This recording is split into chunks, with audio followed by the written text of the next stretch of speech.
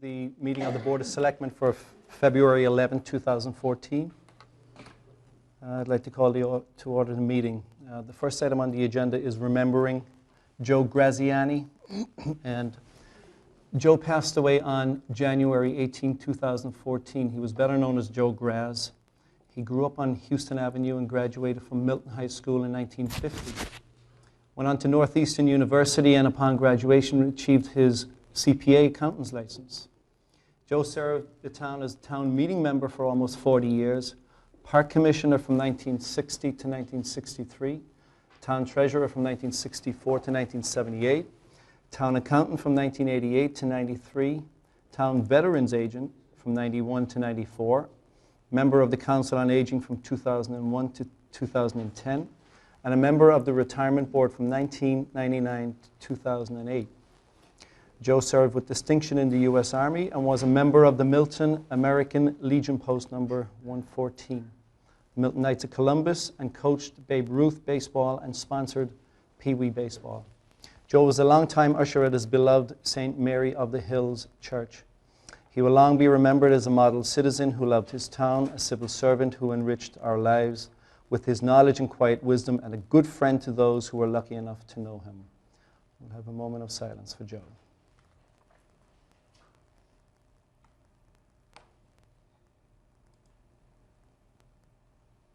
Okay, moving on to item number 3 on the agenda is the approval of meeting minutes for December 30th, 2013, January 7th, and January 11th, 2014. Move to approve the December 30, 2013 minutes. Second. Motion made and second. Any further comment? All in favor? Aye. Aye. It's unanimous. I January had some edits on the January 7th and 11th minutes. I don't know if you both. I I saw did them. see him. I have no Yep. problem. Approved, yeah. And I'll move that we approve the January 7th and the January 11th, 2014 minutes. Second. Motion was made and second. Any further comment? All in favor? Aye. Aye. It's unanimous. Number 4 on the agenda is the future meeting dates. So we're meeting on this Thursday again, February 13th, and also on the 25th. The reason for the 3 meetings in February is because of the snow, rain delays, or whatever you want to call them, snow delays. So we have to make up. We're really backlogged for the next couple of months, so you have to bear with us. Well, and we were just saying right before we started, there's prediction for snow on Wednesday night into Thursday, so we're hoping we don't have yet another snow cancellation. We're going to be here. We're going to be here. Well, we'll be here. The issue is the accountants and the outside auditors and others who might be coming from some distance, so it's possible we might have to make some changes if the weather turns out to be more in line with what Paul has heard most recently. But if it's too bad, obviously we will have to postpone, but if it's less than a foot, we'll be here. You got it. Well, I do think, I've raised this before, but I do think we need to consider going to 3 to 4 meetings a month just because it is such a busy time of the year, as you said, Dennis. And, the warrant committee's meeting at least twice a week. Right now, there's a lot going on. So I do think going forward, we need to give that a little more thought, even for March. We'll have 3 this month, but, I think for March, we probably need 3 or 4. I think you're right. I mean, certainly during the budget season leading up to town meeting, you probably do. 3 wouldn't be bad, I don't think. 3 is okay. 3 is manageable, but 4, grounds for divorce, I think. Well, Tom and I both had to, from the warrant committee, we had to, sometimes you were meeting 3 or 4 nights during the month of March. It was a week. It was, it can be pretty hectic this time of year. But we do also have, we should just let people know, the town planner has been, is going to be scheduling a separate meeting in early March, I think, for the Howard Stein Hudson group to come in and talk about the status of the East Milton parking deck. So we have some other meetings that we'll be scheduling aside from regular board meetings. And that people should look out for that in early March, I think. Okay. And number 5 on the agenda is the approval of the payroll vendor warrants. Move to approve and sign the current payroll vendor warrants. Second. Motion made and second. All in favor? Aye. Aye. It's unanimous. Number 6 is citizen speak. Anyone here for citizen speak? Okay. Cheryl? Good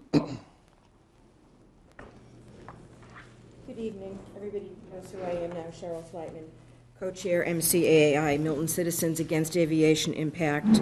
I'll be brief because I know you have a lot on your agenda tonight. We met with Patrick Lally in Senator Ed Markey's office. He spent a couple of hours with those of us that were at the meeting, and it went very well.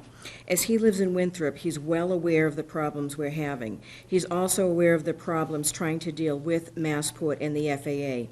The legislative staff did have a meeting with the FAA at the end of last month, and I just got the update from Sarah Ravel.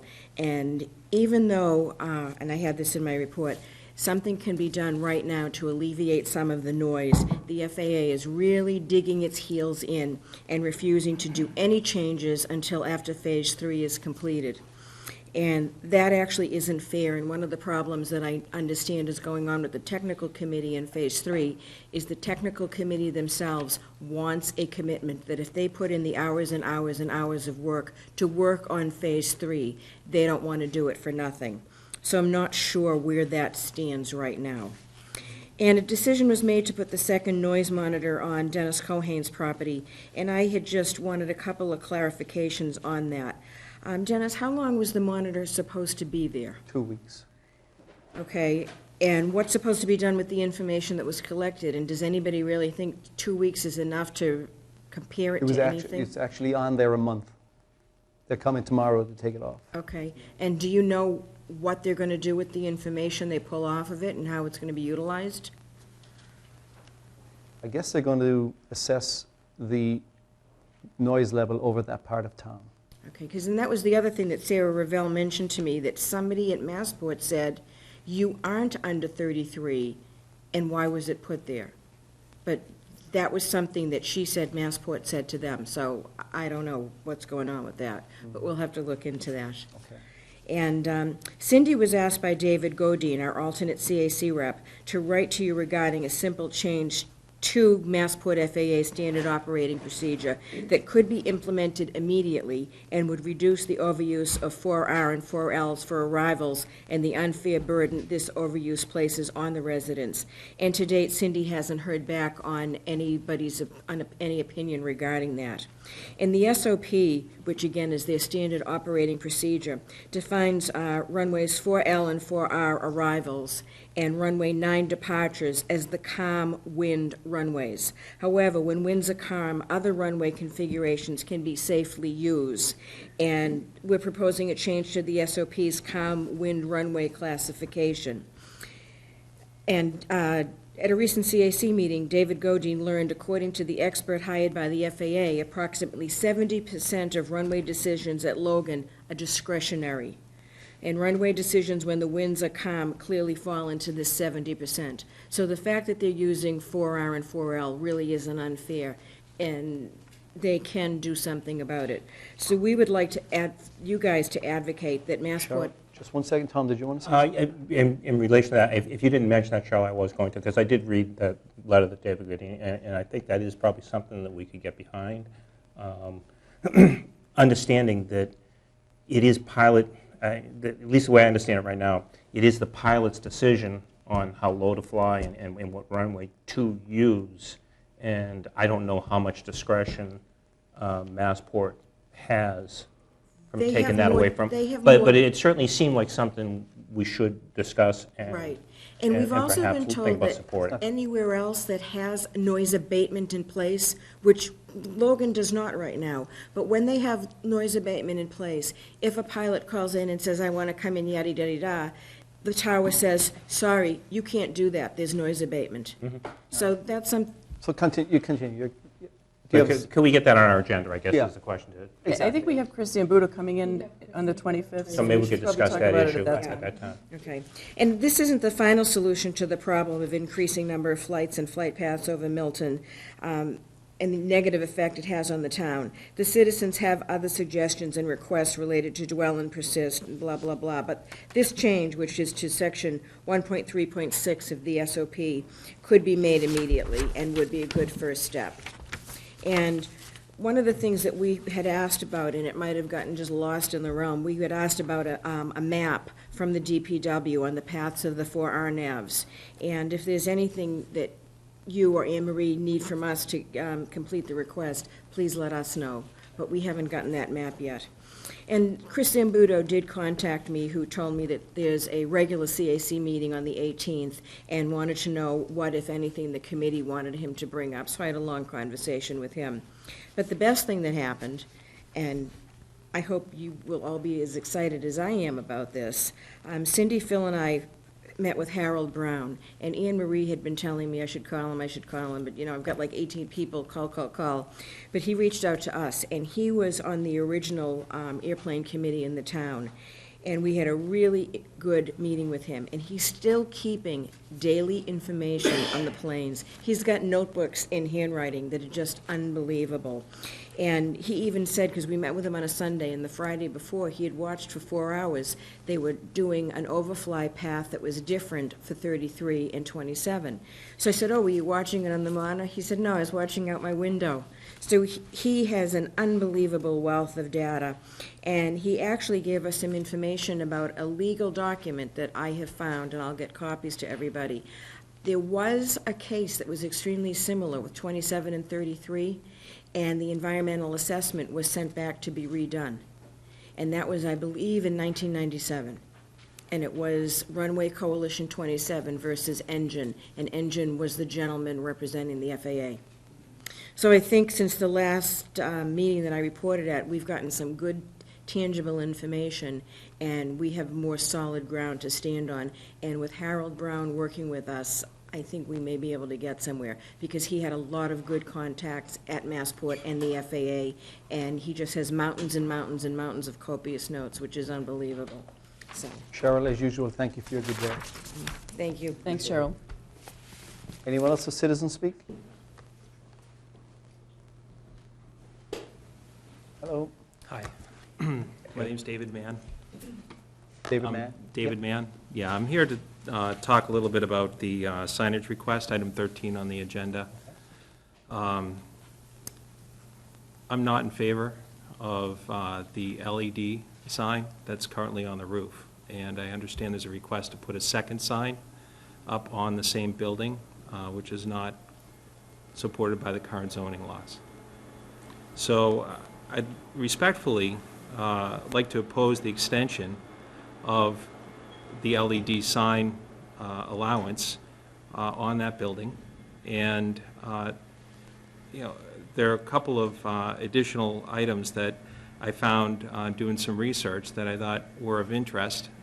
First off, it does not have a current permit with the town. I'm not aware of an application for one. It does not comply with all of the Mass Building Code regulations. It does not conform to Milton's existing zoning bylaws. Can I ask, are you an engineer, or are you in the construction industry, or? I'm not, but I've consulted with the state Okay. and some other legal entities as well, Okay. and I'm very comfortable with that statement. Okay. I also talked to our own building commissioner about that today, and he agrees. It's not in conformance with the mass building regulations. In addition to it not conforming with our own zoning bylaws, I don't believe it has the support of our own sign committee. 2 out of the 3 folks have told me directly that they do not recommend this and disapprove of it. So therefore, I ask that the integrity of the existing zoning bylaws be maintained, and approval or continuance of this waiver be discontinued. I think, you know, the additional sign on the other face of that building is related. Certainly, the LED sign, if that is, if the use of that is discontinued, or maybe it's removed, you know, that would certainly allow the opportunity to pursue that second or only sign on that same face. So I guess this is becoming clearer that, you know, the situation is one that developed from a couple of different exceptions, and really curious as to how those exceptions benefit the residents' interests now and in the future. The biggest concern that I'm hearing is the precedent may allow for other LED sign usage, and that's certainly something that we want to prevent. Valid point. So that's really all I've got to say. I don't know if you have any responses to the question, Well, it's in our agenda, so we'll talk about it then. but we can talk about it later. Okay, great. Thank you. Thanks, Dave. Anyone else with citizen speak? No? Okay. Hello. Hi, my name is Ken Lewandowski. I just want to support David's position. I don't want to reiterate everything he said, but I just want to be on the record of supporting his position. Thank you. Thanks, Ken. Thank you. Anyone else? That's it? Okay, thank you.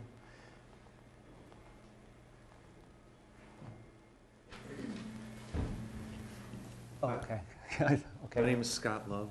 Scott, okay. Yep, and I'm a resident in the East Milton area, and I also want to go on record as supporting Dave Mann's Okay. statement. Thank you, Mr. Okay. Love. Thank you. Appreciate it. Anyone else for citizen speak? Okay, we'll move on to item number 7. And the Forbes House Museum Director, Robin Tagliaferri. The museum will celebrate its 50th anniversary in 2014, and Robin is planning a series of events for the year and would like to come in front of the Board of Selectmen to officially announce the anniversary and tell us and the TV audience about the museum's plans.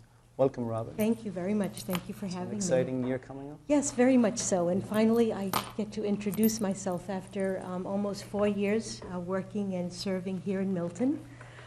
So I guess that is really the beginning of my story in short, is that 4 years ago, the Board of Trustees at the Forbes House Museum decided that they wanted to take a new journey.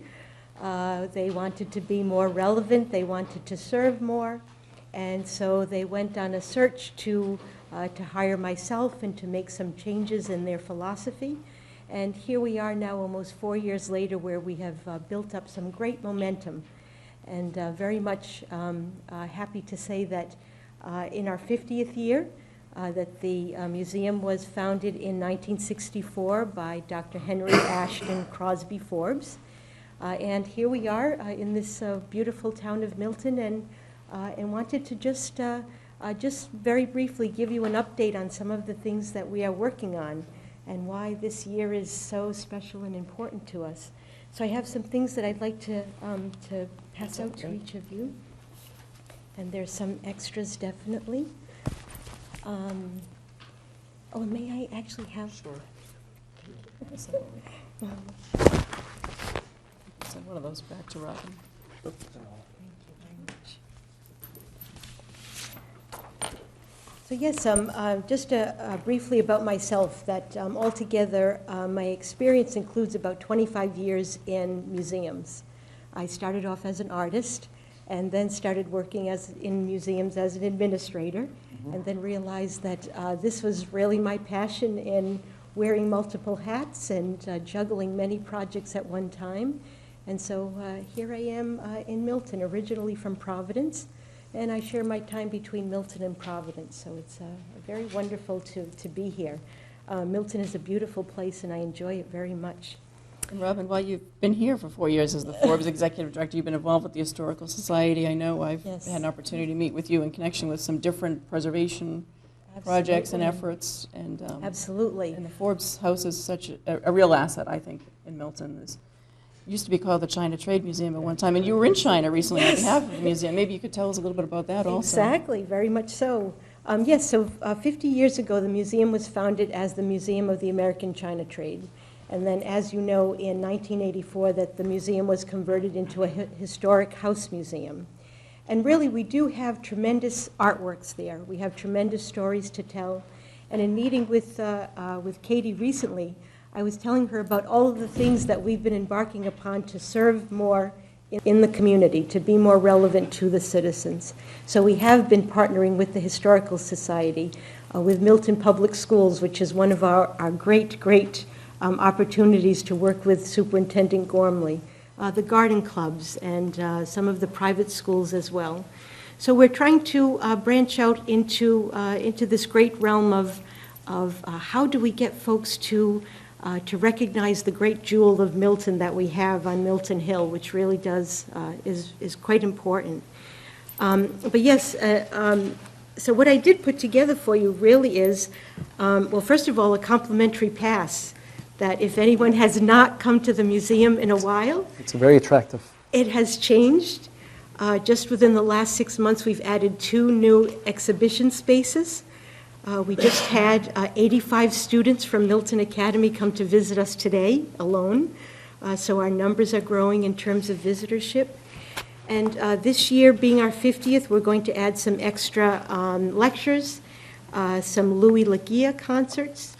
We are going to have some special exhibits for the summer and the fall, and very much wanting to put our best foot forward, so certainly.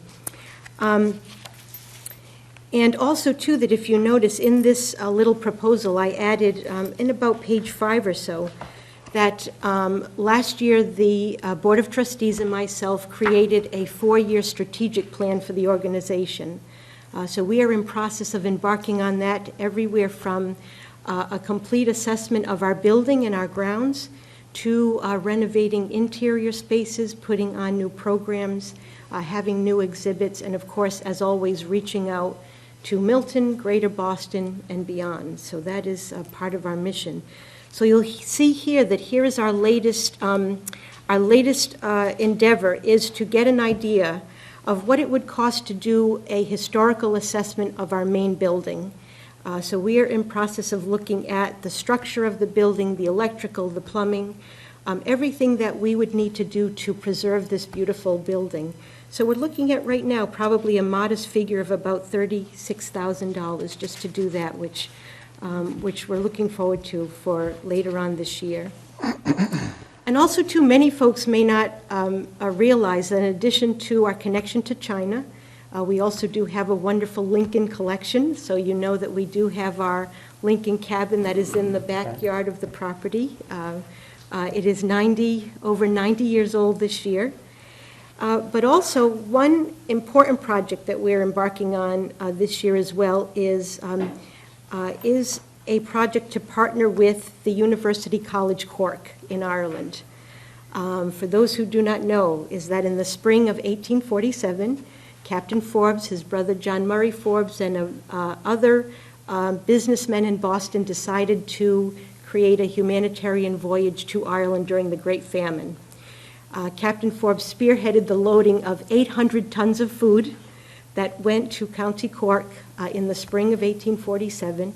And we have been working with scholars in County Cork who have documented where every ton of that 800 had gone and who benefited from it. And as we're finding out that possibly descendants here in Milton, that their families may have benefited from part of that 800 tons of food. Not a descendant, you are. That is wonderful to know. So we are thinking actually of having an exchange of scholars, an exchange of artworks. We would love to have some of the captain's artworks travel to County Cork as a gesture of friendship to the people of Cork. And one of them, of course, is the infamous silver salver. Yep. So it is a huge, beautiful platter.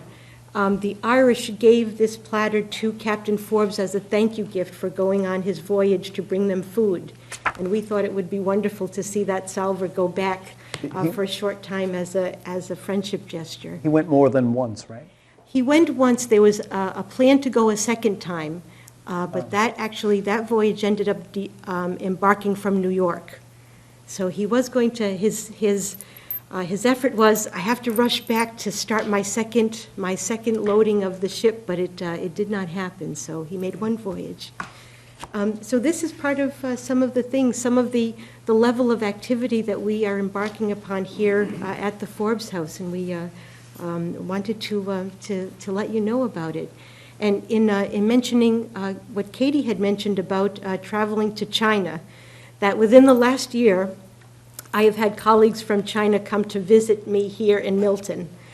They have come to Boston to explore the China trade and have also come to see beautiful artworks. As you know, that there was the Cultural Revolution in China. In that process, much of their history was put aside or destroyed. And many Chinese now are finding that we here in Greater Boston are holding bits and pieces of the history that they thought was lost. So many that I met actually at a conference in China in October of 2012 have come now to visit me. And hopefully I will be going back to see them again and have this great dialogue with the Chinese about how the China trade is important to their history. And hopefully bring some great commerce and visitor tourism to Milton in a small way. And so those are some of the things that we have on tap.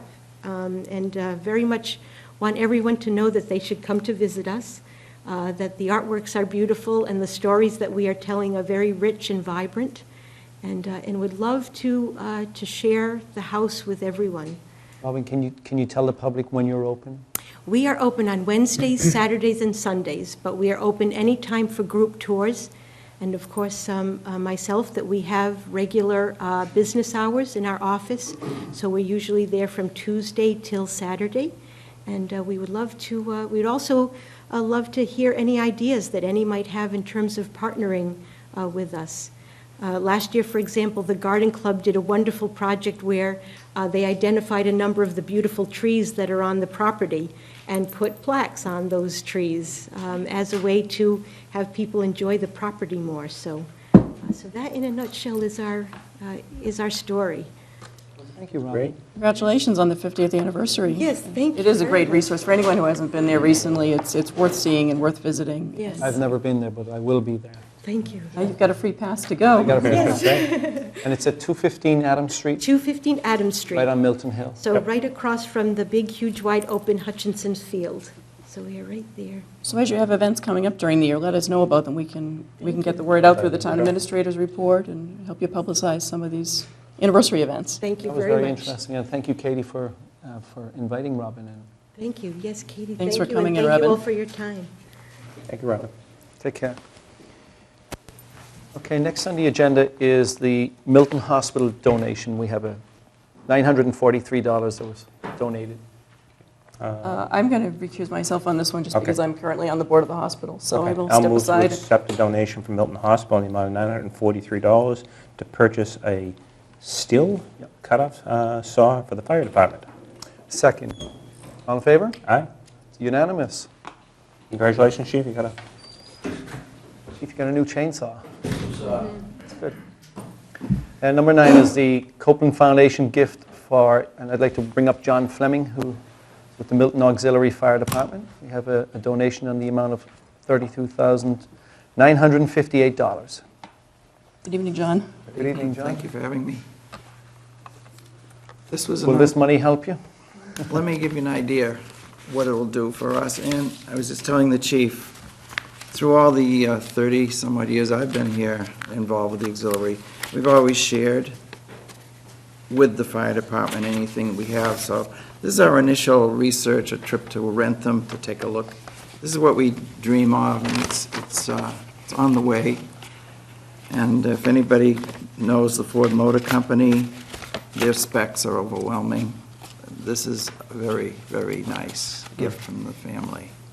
John, can you tell the public what exactly the Milton Auxiliary Fire Department does? Our basic responsibility is to provide lighting and support service to the Milton Fire Department.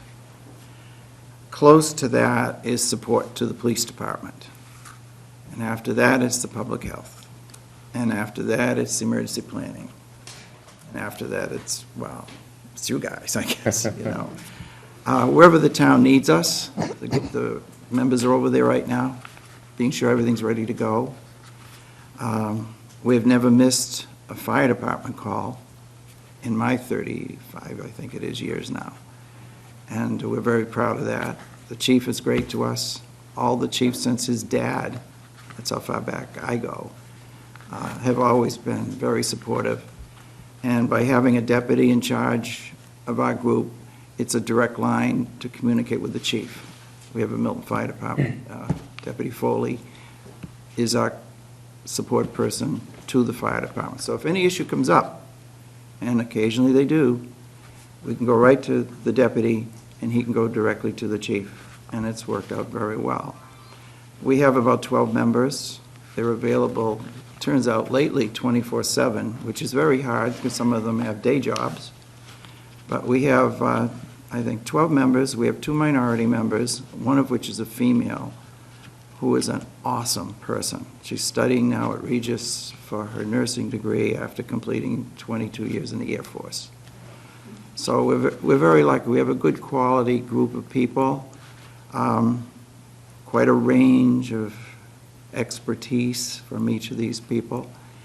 And we're grateful we have the chemical building over there, and we maintain the archives along with our equipment and the building and part of the shed, which I hope they're working on tonight. So, were there any other questions that I could, does that cover the bases? We appreciate you being there, John. I and appreciate we being do- here. Both the auxiliary police and fire are a tremendous asset to the town, and, in addition to just supporting, fire and police, just the, when you're out at just events and things, controlling traffic and that kind of thing, it's... Looking back, I remember when Chief O'Neill, that's a few years ago, was here, he said that we were like an insurance policy for the firefighters. Because like tonight, if the chief's crew goes out, it's going to be icy and wet and messy. We carry sand and everything. You can't wait sometimes for the public works to get the sanders out. If we're there, we have it. And usually we do, stairs, because we've had experience where really good firefighters have gotten seriously hurt on really what you'd think is a stupid thing. Coming out of a fire building, hitting a porch, boom, Yep. and smack their head in the ground. And so we're aware of all this, and we're aware of dehydration. Firefighters' dehydration is within minutes with the new equipment they have. We carry lots of water, and the guys like Gatorade and stuff like that. We have all that. And a little bit of first aid, but Fallon's has been really good. They're really on top of things. So, but we're there just in case. And there have been occasions when we've stepped in to take Fallon's place while they transported someone. So it's quite one of those unknown entities in the town, because we operate at night, lighting plant, night, so we don't get a lot of big press. And then, of course, there's Engine 5. What a beauty. Town got their money's worth out of that. Certainly did. We know how much you paid for it, and we know you got a discount if you paid for 2 right away. So we have all those specs on that truck, and it starts perfectly every time. How many people are on your force? We have 12, but right now we're experiencing a lot of illnesses. And so we're reduced by maybe 5. So it gets closer to responding.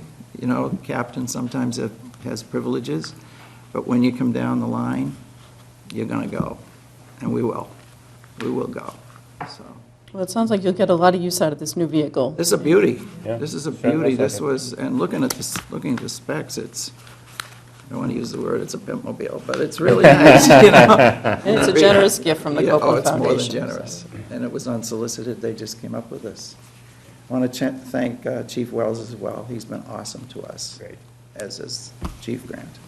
Well, thank you for all the hard work you guys do. Thank you for supporting us. Thank you. You have a So motion? I'll move that we accept a grant in the amount of $32,958 on behalf of the Milton Auxiliary Fire Department from the Copeland Family Foundation to fund the replacement of an old support vehicle. I'll second. Motion made and seconded. Any further comment? All in favor? Aye? Aye.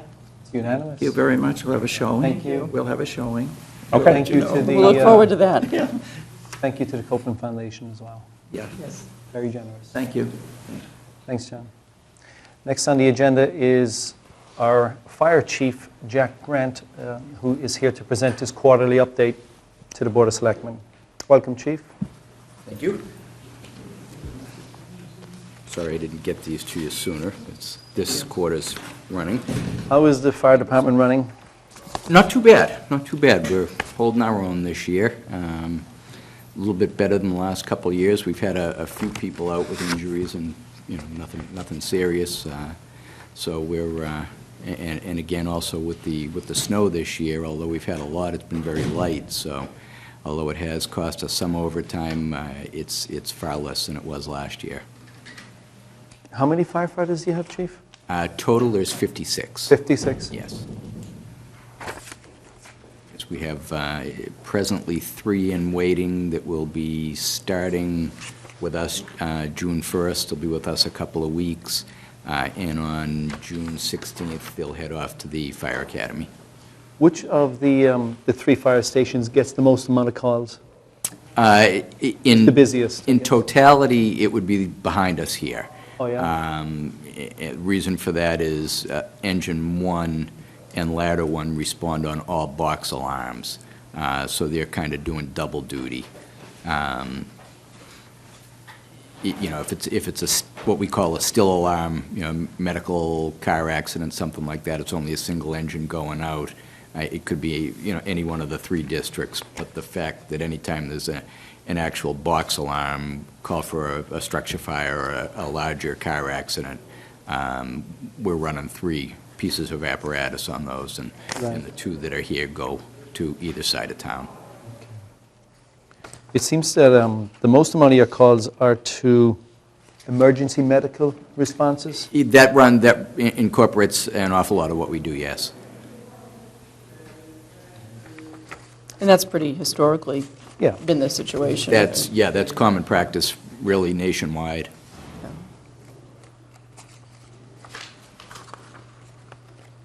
And then the next would be cooking fires or actually medical alarms, yeah. How's your budget?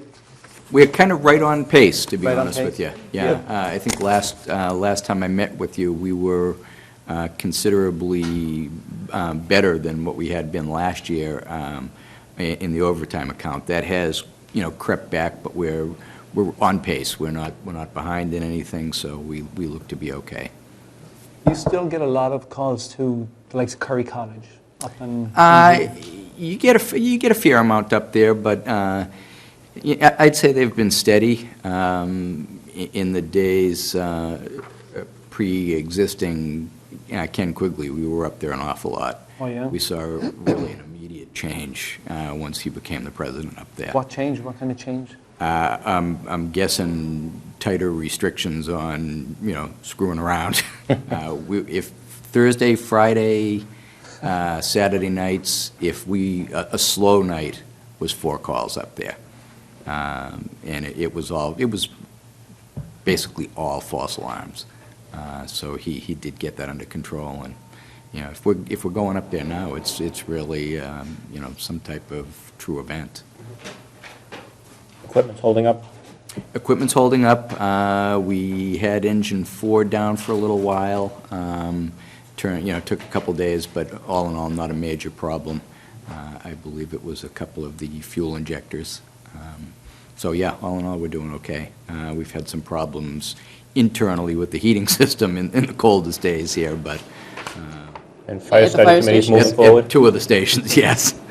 Chief, do you charge for any calls? Like, for example, I know we had 22 calls for motor vehicle lockout. Yeah, no, we actually don't charge for any calls. Maybe we should. You know what, it'd have to be investigated. I'm not sure what the protocols are for that. So is that when somebody locks their keys in the car, they call the fire department and you get them into the... Is that what happens? Yes, yes. Wow. Well, we attempt to get them in. So your incident report looks like was a pretty normal quarter. It really was, Nothing really yeah. unusual jumping out. Interestingly, for the master plan, they asked for 10 years of these, so I ran, you know, 10 of the full years. And I believe we ran on a low 3,800 runs, and on a high, I believe it was about 4,200 runs. So I think we're just over 1,000 here. We're really average, very average response. Okay, good. Well, you're doing a good job, by all accounts, is what we hear. Keep up the good work. Thank you very much, much appreciated. Thank you, Chief. Thanks for coming in. Good night, everybody. Good night. Okay, next on the agenda is a common victualer's license for 7 Pleasant Street, and I believe we have the new owners of Bent's, if you want to come on up to the table. Bent's was recently sold to How you doing? Hello. these two fine gentlemen. If you could kindly introduce yourselves. Hello. Hi, yeah. My name's Sean Christie. John, Katie, nice to meet you. Yeah, I'm Chris Twyman. Chris Twyman. Twyman, yeah. Yeah. Nice meeting you, Chris. Hi. My wife and I actually acquired the building, and Sean and I were looking to open a bakery, and we were trying to do this for a year, and then just fortuitous. I live in Milton, was passing Bent's every day on the way into Cambridge to work, and saw the for sale sign and thought, serendipity. So we purchased the building, and so now Sean and I are operating Bent's. Any changes 6 you're going to weeks. make to it, or A lick of paint on the inside. menu's still pretty much all the same? And yeah. Sean's the baker, so he's the menu guy. So yeah, on the menu front, the only changes we're going to make are additions, and that's the stuff from my own quiver of arrows that I'll bring into the business.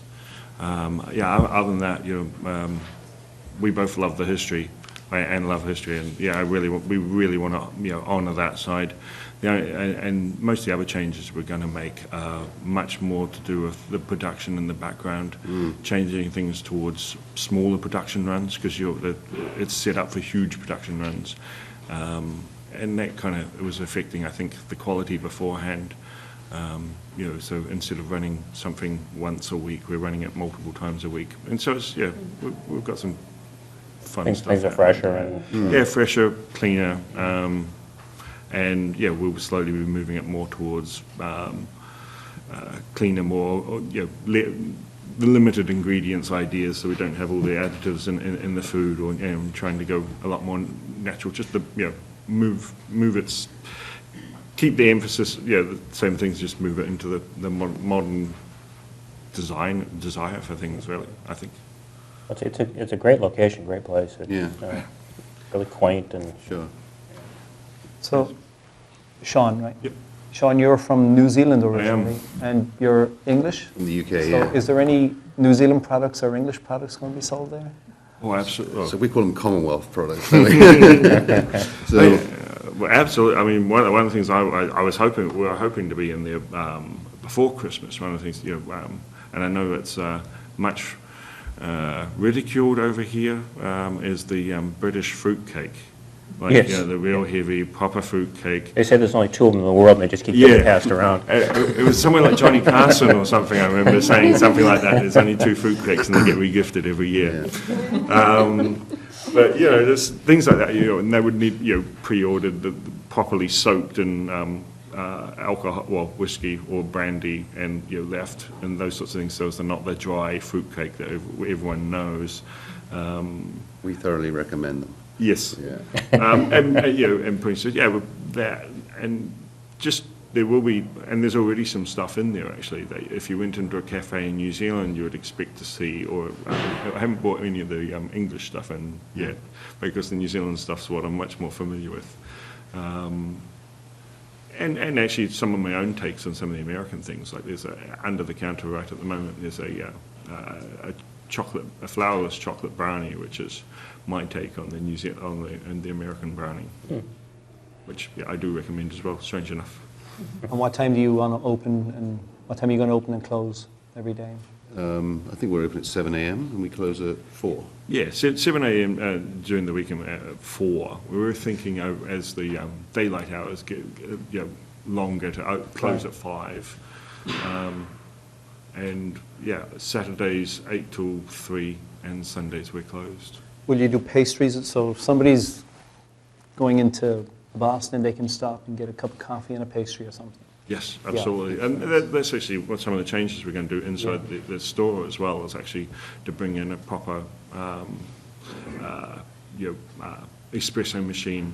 Yep. Take the staff through proper barista training out in Western Mass, so to make it kind of like a high level coffee place that you would want to stop in before you get into Boston. Do you have a website set up? Yeah.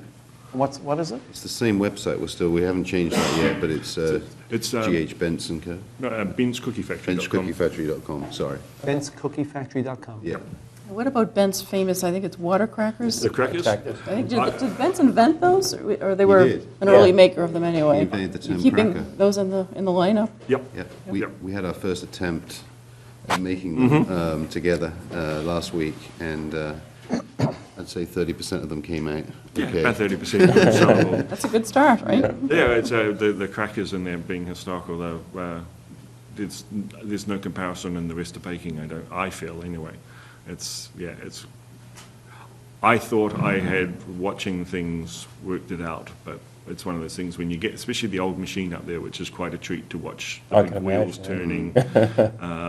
It looks like a steam engine, except it's now run by a piece of once to get that through the oven, I really thought I had it figured out, and it taught me, it was teaching me a lesson the other day that I really didn't have crackers figured out. You know, we were on a site walk yesterday, we're going to talk about it later on in the meeting on a proposed housing development on Randolph Ave, and as we were leaving, the two people from the state were We're going to Ben's. anxious to head to Ben's to go grab a sandwich, so they were speaking very highly of it. And That's awesome.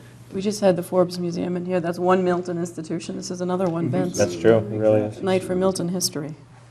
Well, we wish you the best of Yeah, luck. great luck. Thank you, Thank you very much. appreciate it. So I'll move that we approve the issuance of a common victuals license to, is it Twygo? Twygo. Twygo Management LLC, doing business as Bent's, 7 Pleasant Street, through December 2014, contingent upon a favorable inspection by the Board of Health. Second.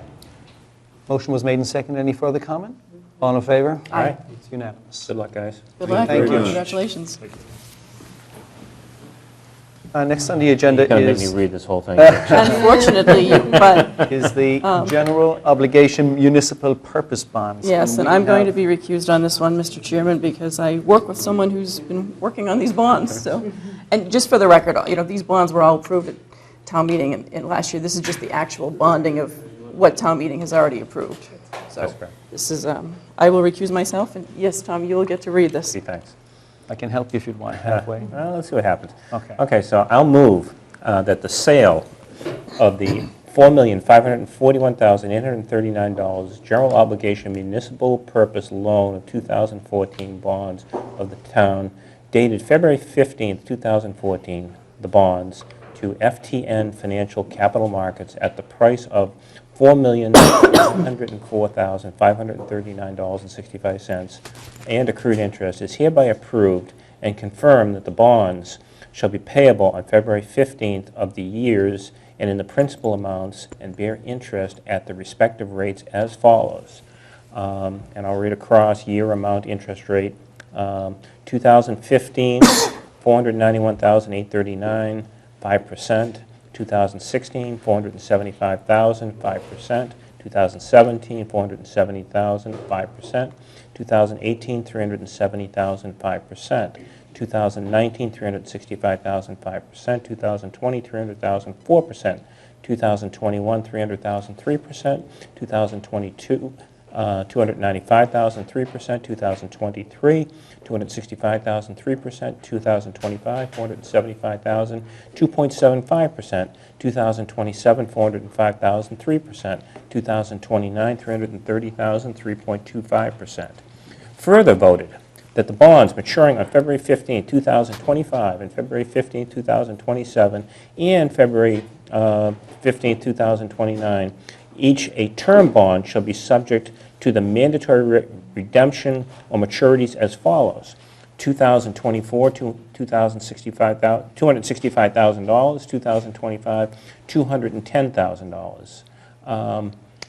Term bonds due February 15, 2027. Year 2026, $205,000. Year 2027, $200,000. Term bonds due February 15, 2029. Year 2028, $165,000. Year 2029, $165,000. Further voted that in connection with the marketing and sale of the bonds, the preparation and distribution of notice of sale and preliminary official statement dated January 16, 2014, and a final official statement dated January 29, 2014, the official statement, each in such form as may be approved by the town treasurer, be and hereby are ratified, confirmed, approved, and adopted. Further voted that the bonds shall be subject to redemption at the option of the town upon such terms and conditions as set forth in the official statement. Further voted that the town treasurer and the Board of Selectmen be and hereby are authorized to execute and deliver a continuing disclosure undertaking in compliance with SEC Rule 15C 2-12 in such form as may be approved by bond counsel to the town, which undertaking shall be incorporated by reference in the bonds for the benefit of the holders of the bonds from time to time. Further voted, and we're almost done, that we authorize and direct the treasurer to establish post-issuance federal tax compliance procedures in such form as the treasurer and bond counsel deem sufficient, or if such procedures are currently in place, to review and update such procedures in order to monitor and maintain the tax-exempt status of the bonds. Further voted that each member of the Board of Selectmen, the town clerk, and the town treasurer be and hereby are authorized to take any and all such actions and execute and deliver such certificates, receipts, or other documents as may be determined by them or any of them to be necessary or convenient to carry on, thank you, to carry into effect the provisions of the foregoing votes. Second the motion. Any further discussion? No. All in favor? Aye. Aye, it's unanimous. Well done, Tom. Thank you. Katie, you can come back in. You need a moment? No, I'm fine. Okay. Item number 13 on the agenda is the signage request for 502 Granite Avenue, which is the Kennedy Carpet Building. And I believe we have a representative from Kennedy Carpet here. Paul Sullivan. Bill, are you going to come up? Bill Clark, our Director of Planning, is here as well. And John Flynn, our Town Council.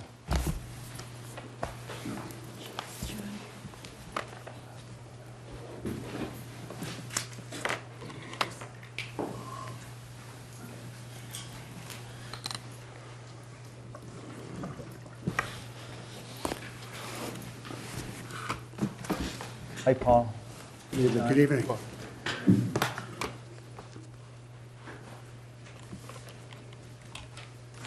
Bill, can you give us just a background on when this originated back in 2008, and then again in 2012, and Sure. third time in 2014?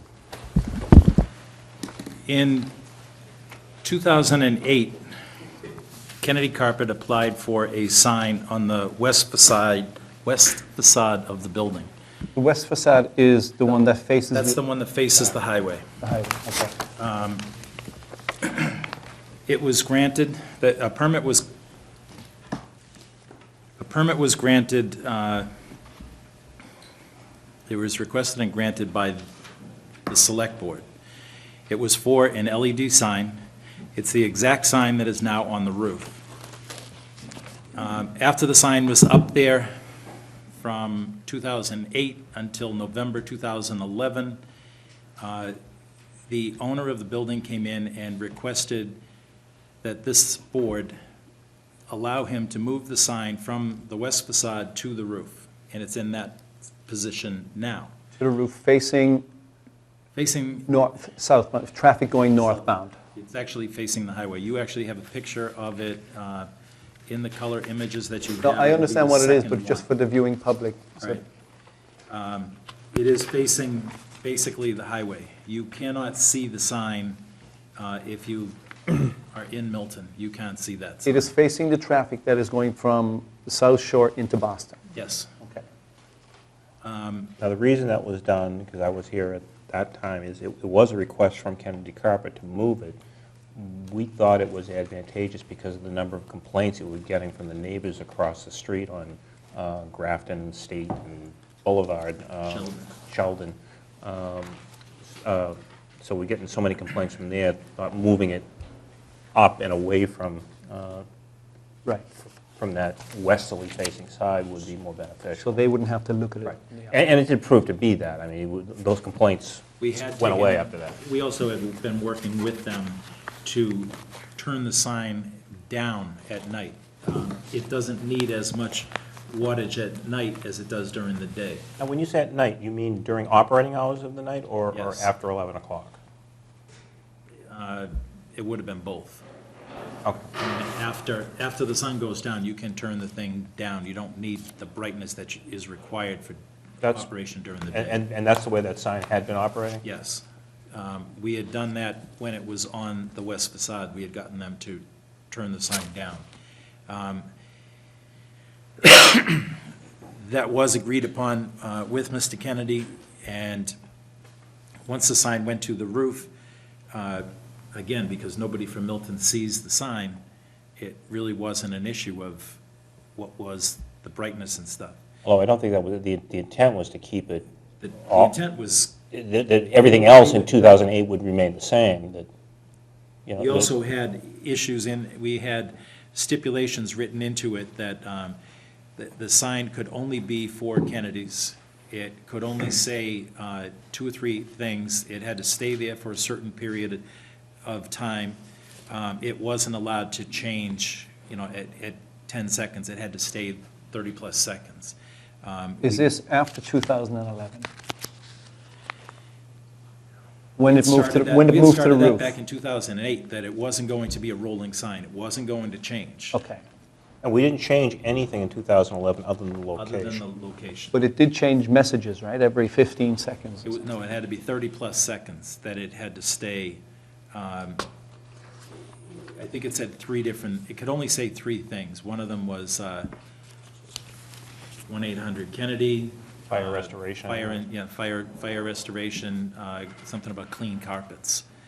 And I don't think we had many calls about that at all. But to me, that is a distraction anyway, When it flashes. when it flashes and it changes signs. yeah. I know that when we got the new application in December,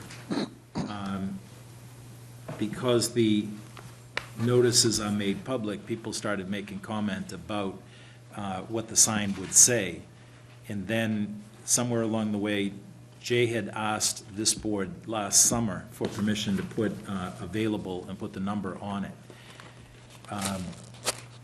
What wasn't realized then was the color scheme. The color scheme for Kennedy is red and gold, and the color scheme for the available was white with blue. And it did roll, and it rolled about every 10 seconds, and it was fairly obnoxious when it would come on. It was constant. And we did hear from people that, it was truly obnoxious.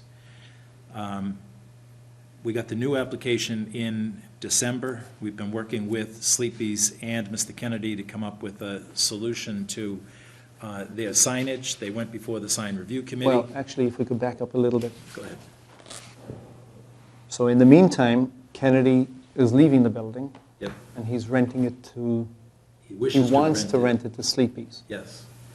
He has a. who want to retain the LED sign up on the roof, correct? That is one of their requirements, that the Right. LED be on the roof. But they were looking to have it flashing as well. No.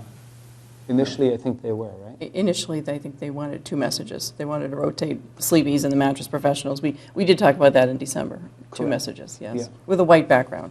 So there's It been, was all on one thing. It did have, the original one was a white background, but I don't think it had, I don't believe it was Sleepy's who was driving that. I think it was Jay trying to get the building occupied. He knew that, the sign had a value. He knew that they liked the sign. I've since talked to the president of Sleepy's, and he's like, no, he goes, what they want is black background, red letters, that's it. They were happy with that. They think that works.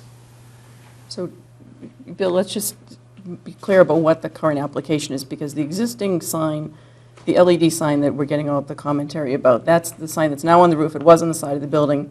That's been up for 6 years, whether on the side of the building or on the roof. Yep. The application currently that's pending before us is the request to put a second sign on the building, which is not allowed as a right under the bylaw, and also to display a temporary banner with the bunting and grand opening for 45 days. So that's really what's before us, is the sign, a second sign and the temporary sign. Yes, And in the context of that, we've had some discussions about the LED sign. yes. Well, we do also have to approve the new message on that sign. because- Yes, they want to change obviously change the sign to Sleepy's, so we've been talking about, The lettering. we've been talking about the coloring and whether it would be a stationary sign or rotating panels, but I think, Bill Clark deserves a lot of credit for, as you said, Dennis, the initial request was to have it rotate twice, a white background, and Bill, you've had a lot of negotiations with Kennedy, with Sleepy's, to get this to be a stationary sign, I think to substantially improve the way the LED sign appears. And you did a great job. Thank you. Yeah. John, could you just, because there's been a lot of outcry from the public to remove the sign, and could you just kind of go through the legal ramifications of, and I had two, of whether we have the authority, number one, to make him remove the LED sign, and secondly, whether we'd be on legal ground of, if we don't have the authority to make him remove the sign, to make him not use the sign. Do we have any right to do that since we voted, or the Board of Selectmen voted back in 2008 to originally allow the sign? I don't think the board has the right to do either one of those. As long as they're operating under their approval, I think that they can continue to do so. And Okay. now, I understand they're seeking new lettering, but, so the short answer to your question is no, I don't believe the board has the authority to do either one of those, to order removal or to order that the sign not be lit. Even though the message is going to be different on the sign than what was originally approved by the Yes, Board of Selectmen? yes. That I wouldn't missed matter. the second part, the removal, and what was the other thing? The second part of the question, as I understood it, was could the board order that the sign not be lit, Be turned off. Oh, okay. turned off? So in essence, you're saying it's grandfathered in? Well, I don't know if the grandfather's the right word, but they've gotten approval from the selectmen, and as long as they operate under the selectmen's conditions, then I believe that they can continue to do so, yes.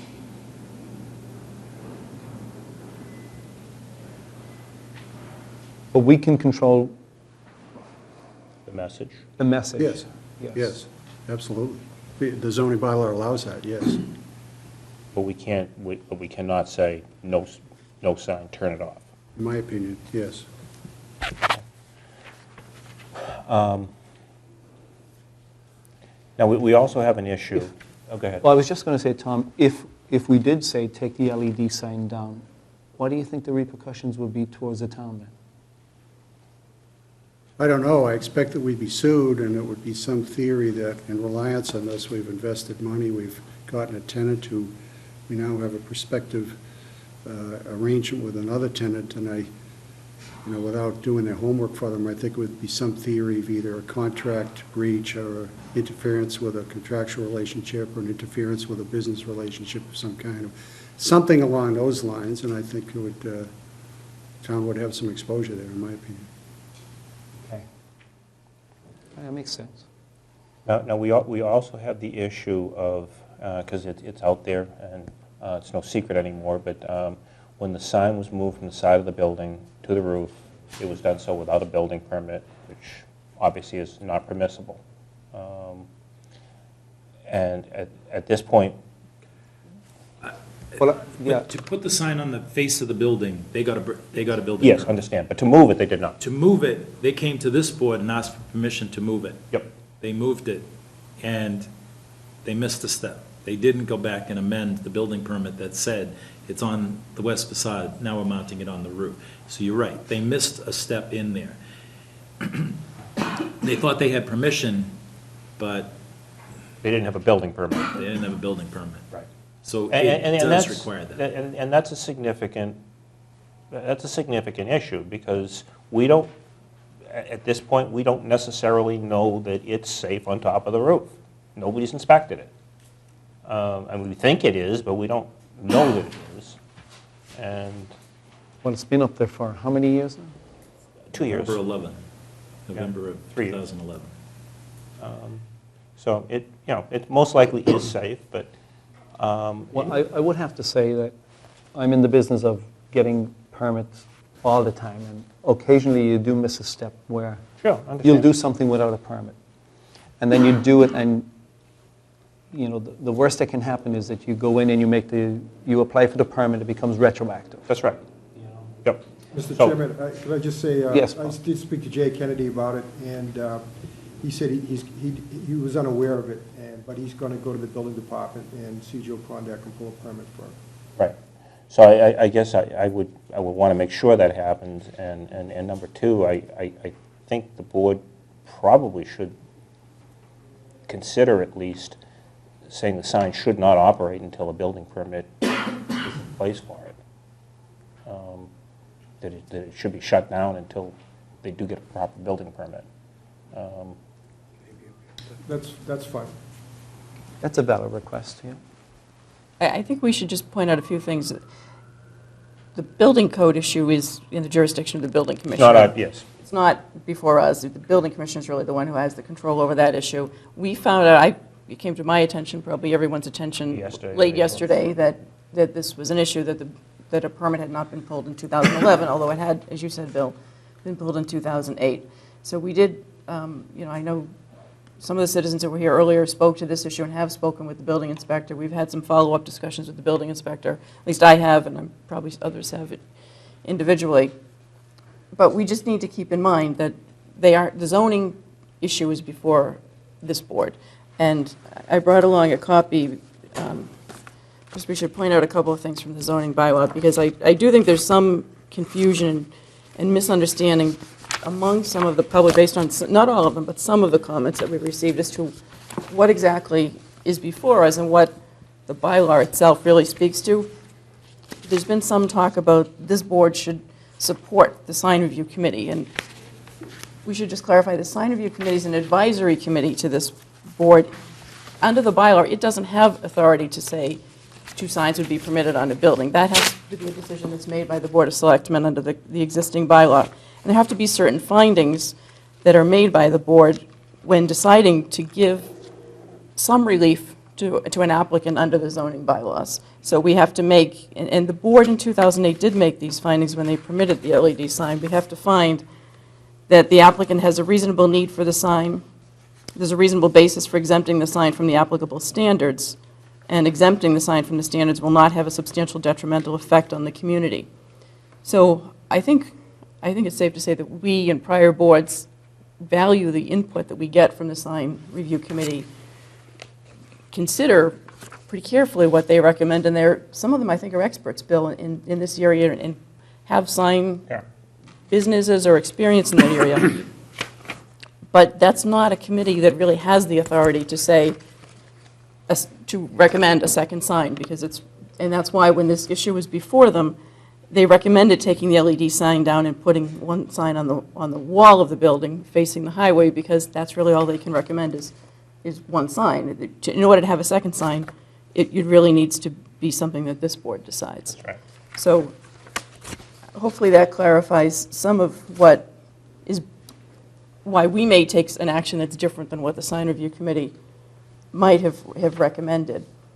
And I do think we need to keep in mind that the building code issue and the permit is, although we should condition it, the order that we enter on this in terms of the zoning upon a permit being issued, and Mr. Kennedy going through the right steps that he needs to do.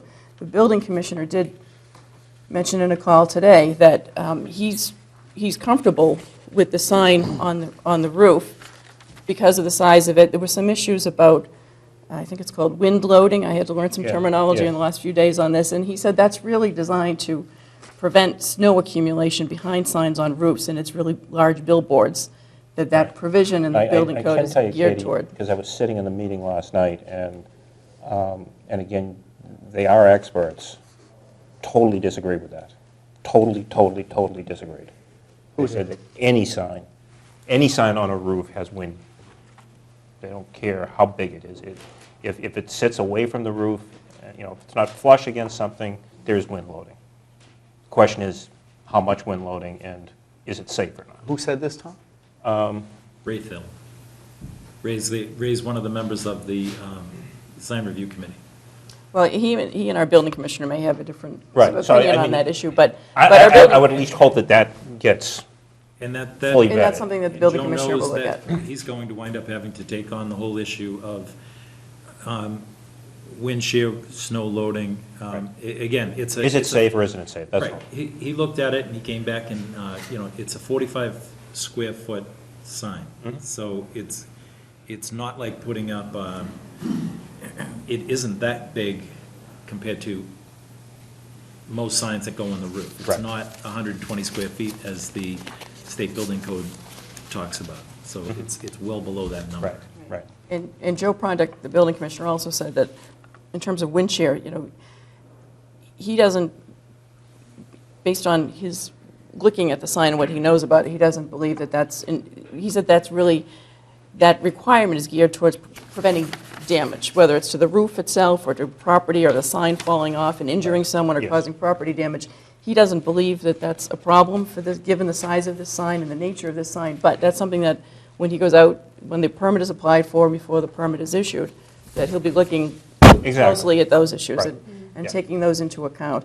That's not an issue that's before this board, although we've gotten comments to that effect. That's really not a zoning issue that we're looking at. The other issue that some people have mentioned is about precedence and whether, a sign that's on this particular building at 502 Granite Ave would be precedence for a sign in another location, either in the building district, the business district, or somewhere else, maybe further down in Granite Ave if there's a potential development at the Park and Ride site.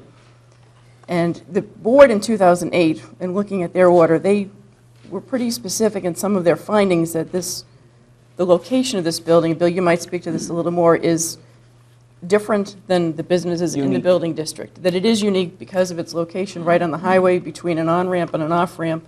They distinguished it because there's not any residential buildings on either side of it. There are some behind it that don't see the sign, but it's surrounded by 2 industrial buildings, not retail buildings. So Bill, are there any, sorry to cut you off, Katie, are That's there okay. any sidewalks to get to this building?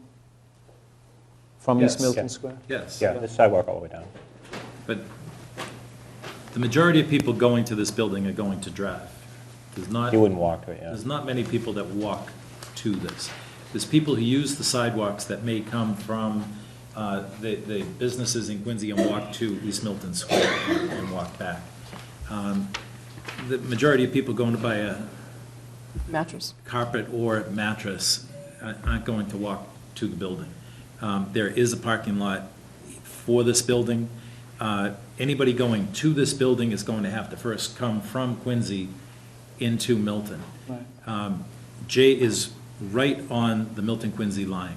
You can pull into his parking lot and pull out the other side and go right back onto the expressway, and you haven't used town roads. You've used a piece of the state road, which is Granite Ave. It's the only building in town that can do that.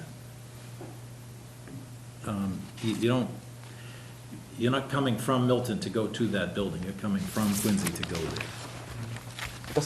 Just for a moment, can we talk about the other sign on the western side of the building? Yes. Can you talk about that? How big is it? All right. Yeah. So we're not focusing all night on one thing. Yeah. One of the things, in the original application, when it went to the sign review committee, the sign review committee looked at it and said, look, they just felt it was too big. Please shrink the sign by 10%. And Sleepy's went back to their sign people and said, fine, we'll shrink it by 10%. The new sign will be 16 feet, 2 inches long, with red letters that are 20.5 inches high. Those letters will be static red, they're red aluminum letters. The statement, the mattress professionals, in black letters underneath, those letters are 8 3/4 inches high. There will be 3, as proposed, 3 gooseneck lamps that come down from the top and light up those letters. There's a proposal before you, and it's on page 3, to see what the gooseneck lamps look like lit up at night. Also gives the size and the pieces.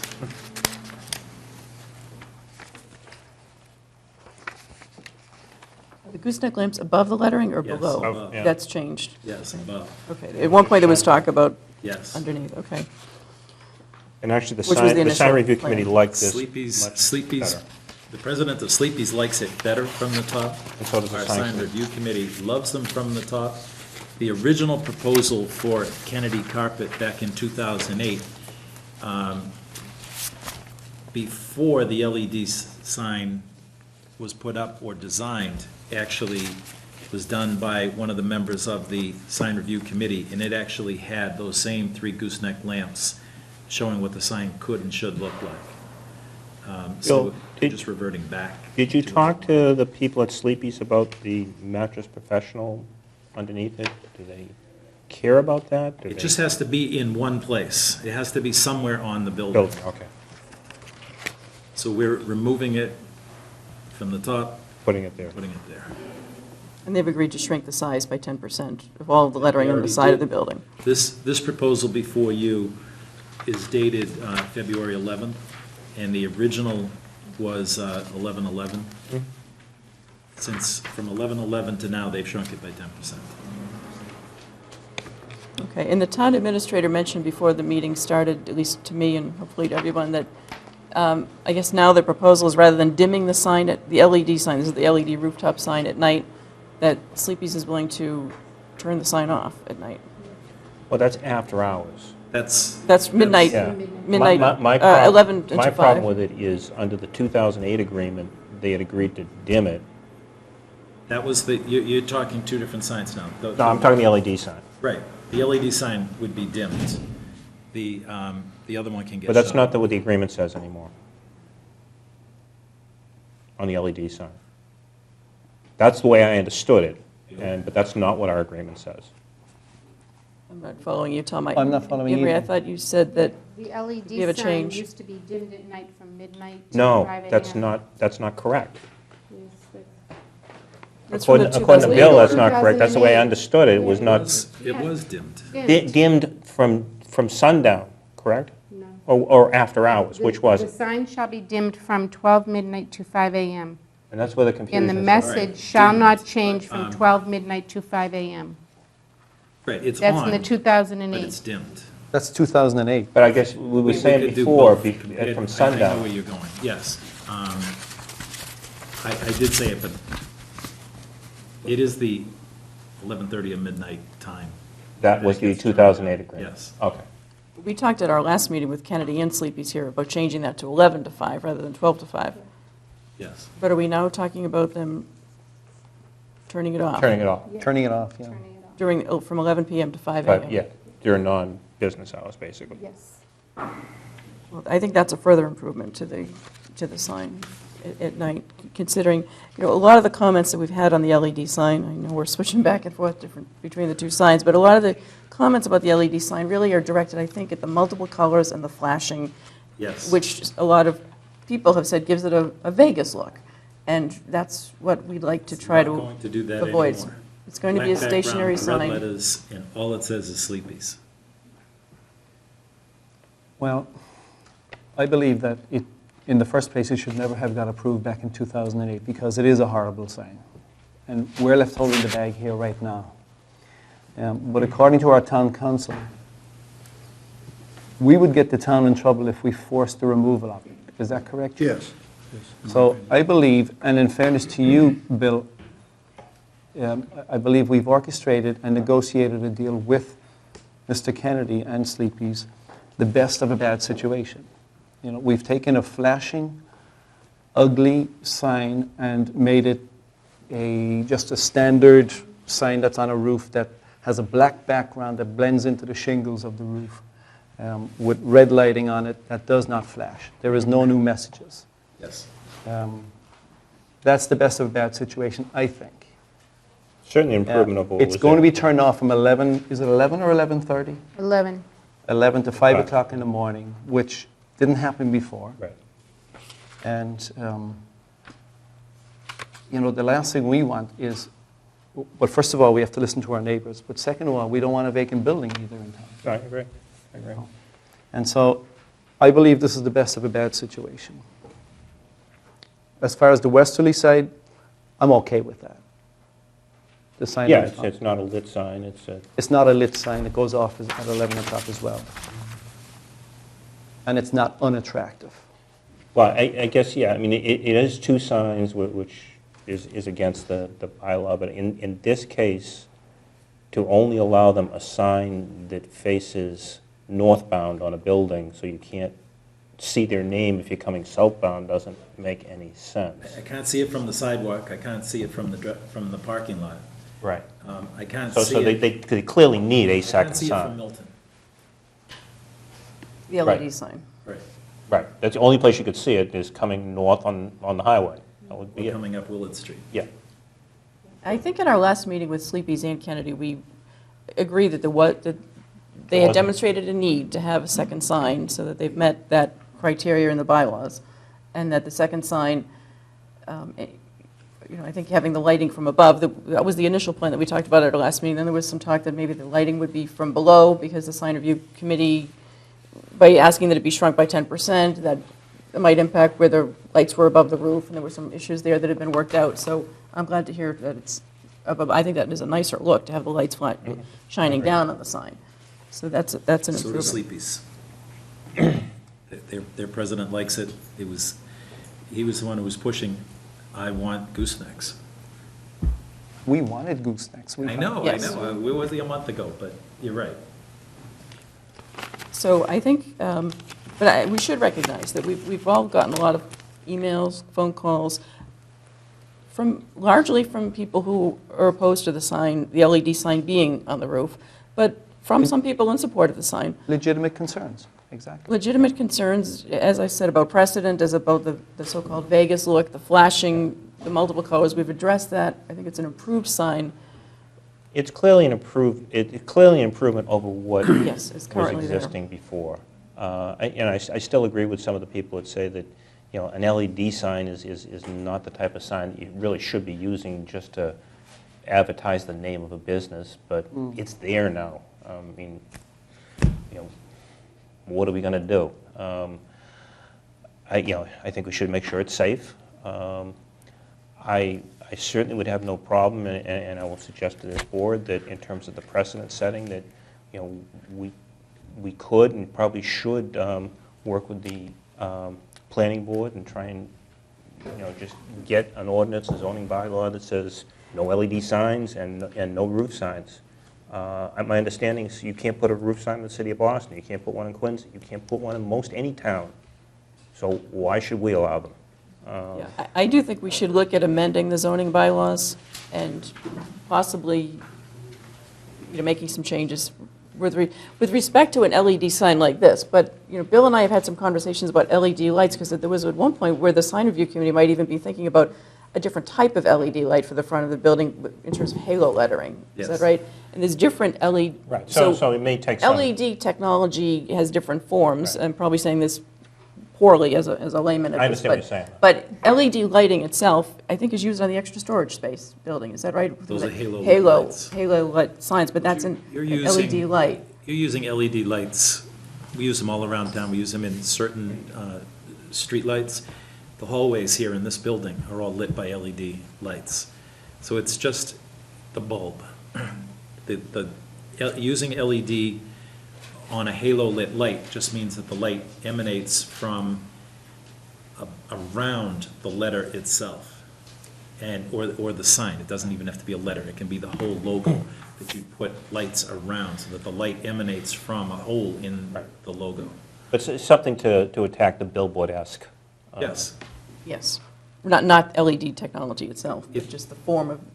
The sign review, the sign design guidelines have been, they've been a target for needing renewal for many years now. And I guess this is just another one of those times that we need to do those guidelines, update them. I know Joe McGettrick started it. I know Alex Whiteside took a look at them. There's several people have taken a look at them, and they're a bear. And maybe we should target the October town meeting as a time to possibly submit an article, at least work towards putting something together for that. And obviously, we have to go through legal review and see whether there's, which presumably would grandfather in the Kennedy sign. But we can address this going forward, because people have raised concerns about precedent that, and they've raised some legitimate concerns. I don't think any of us are insensitive to a lot of the comments we've gotten that the sign's appearance is not what we'd like to be for what isn't. Some people have said it's an entryway to Milton. It's this first stop off, as you're entering the town off the expressway, that's the first thing that you see, and it's not the most attractive sign. So we've got a big improvement, and... John, how do we, suppose Sleepy's did not renew their lease after 5 years. How do we not renew that sign on the roof? Is that possible? That it doesn't go to the next tenant that moves in there? If it's the same sign and the only difference is the messaging, I think that... Do you mean if the property remained vacant for another couple of years? Is that the question? No. Like a new tenant, just a new tenant came in as opposed to Sleepy's. My question is, was the sign initially approved for just Kennedy Carpets, or was it approved for the building? That anybody who would rent it going forward could use that sign? Well, it was approved, a particular sign with a particular message for Kennedy's. So the selectmen would have to review it, because your bylaw says any change in lettering has to be approved by the board. So I think it'd be difficult, if there were no other change in lettering, I think it would be difficult to do what you're asking, because the board would have approved the structure, the dimensions, the location, and everything else except the lettering. But if there's something offensive about the lettering, absolutely, the board could deny approval, yes. If they change the message to be too bright, too gaudy, too offensive. But structurally, I think, as long as it remains the same, I don't know what the basis would be to rescind the approval of it. The issue would be, is the lettering appropriate? Is the message that is being advertised appropriate? And maybe in some cases it would not be. And John, in this decision that we've got drafted, it says the last paragraph, any change in sign lettering or in the message advertised by a sign shall require the board's prior approval. Yes. But the sign itself is up and has already been voted. Mr. Kennedy, through his attorney, had no problem with that language, by the way. He was aware of that. I understood he was okay with it. All right. Okay, does somebody want to make a motion? Well, we have a 3-page decision that's been drafted. It's gone through. There's a 1-page decision. Well, we've got background that it's important that we're reciting the 2008. I think we need to do the whole thing, unfortunately, and I think it's important for the TV. I don't think so. For anyone viewing on the TV. I mean, everybody knows the background. Can I ask that as you do that, use the one with the red, my initials in the bottom corner? Yes, I gave them. We'll have the red one, right? Yes, but on that one, on number 2, I think we need to change that, right, about the sign being turned off at night? Yes.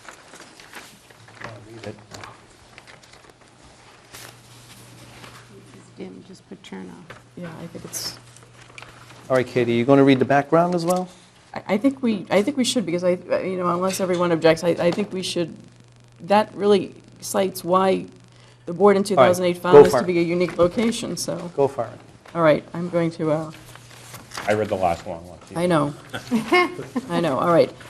So on May 22nd, 2008, pursuant to Section 3C5 of the zoning bylaws, and having made several evidentiary findings, the Board of Selectmen voted unanimously to approve an electronic LED sign measuring 3 feet 4 inches by 14 feet, 46.66 square feet, which we're going to define as the LED sign, that had been requested by Kennedy Carpet Cleaners for its business located at 502-504 Granite Avenue, Milton.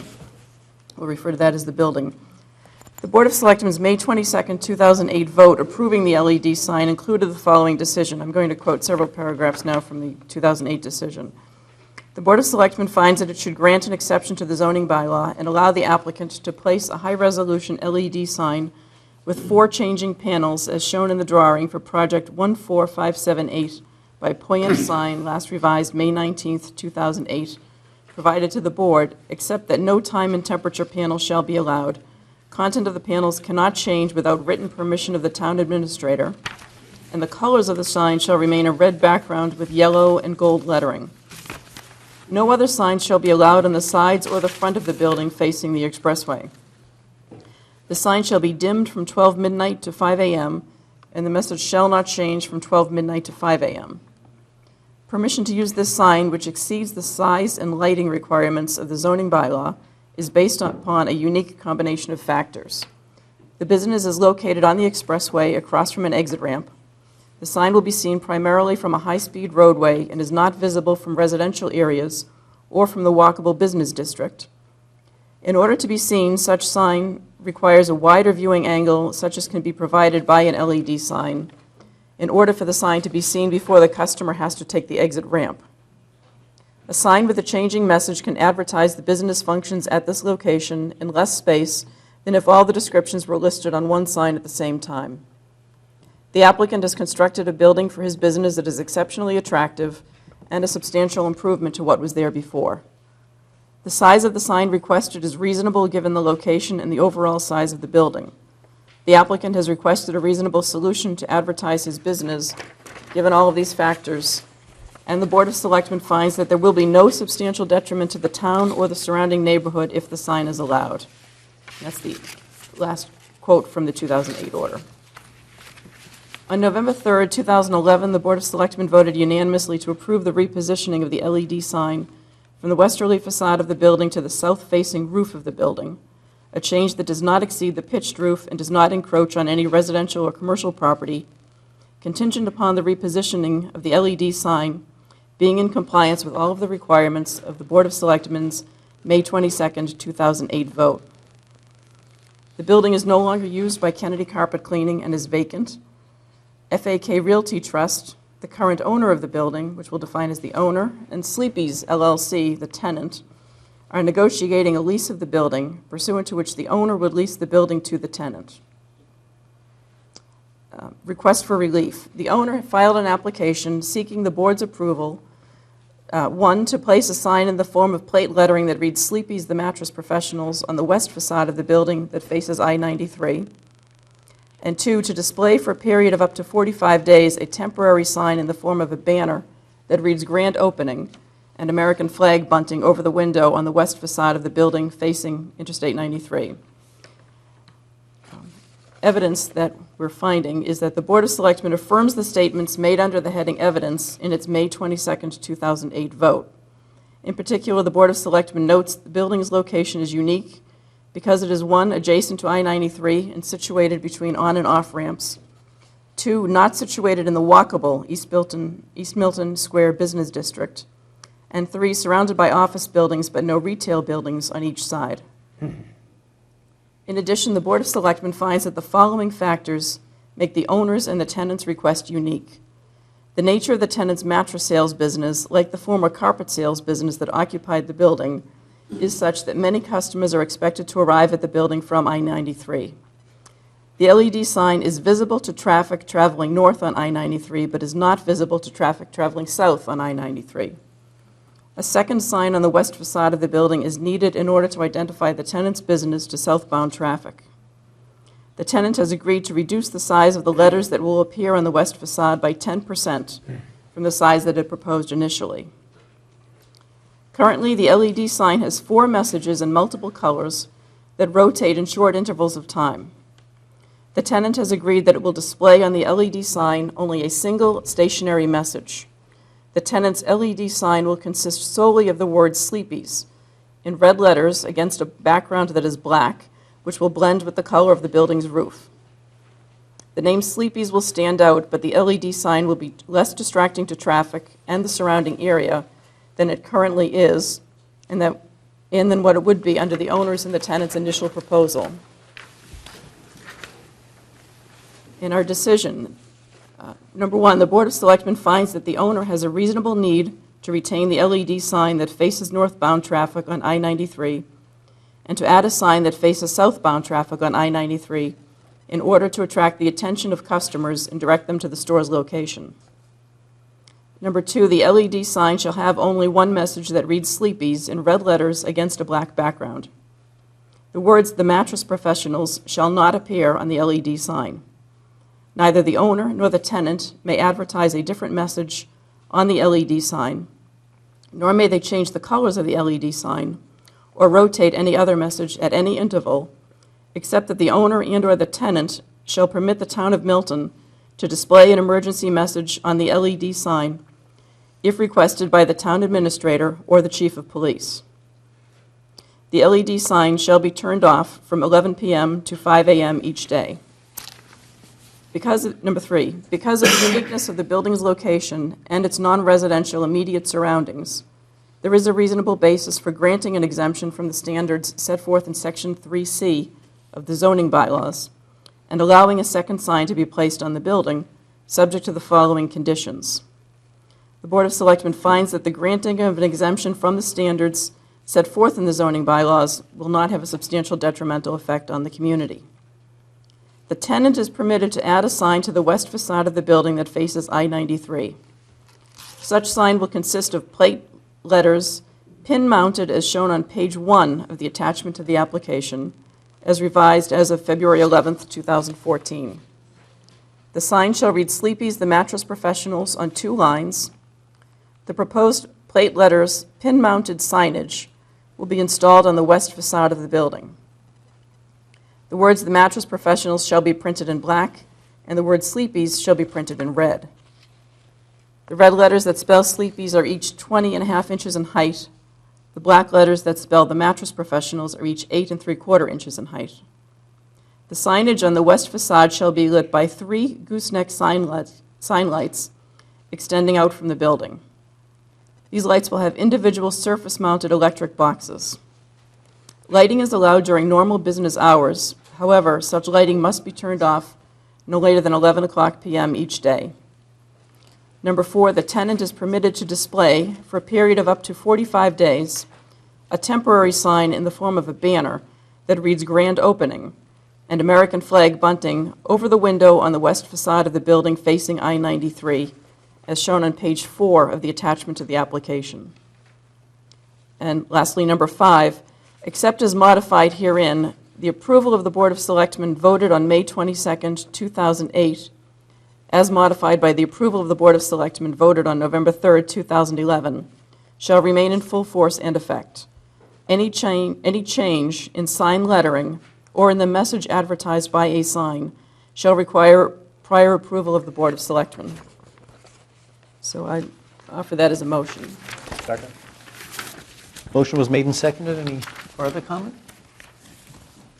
I think we've all spent a lot of time on this, no one more than Bill Clark, and I think he deserves a lot of credit for taking what was initially, a sign that was not as much of an improvement as what we currently have, and really making it an improvement. So thank you to Bill for all of your efforts on this. We've all spent an awful lot of time on a sign, and with good reason. A lot of people have concerns about the sign and have voiced their opposition, and I think we've done the best that we can under the circumstances to improve this.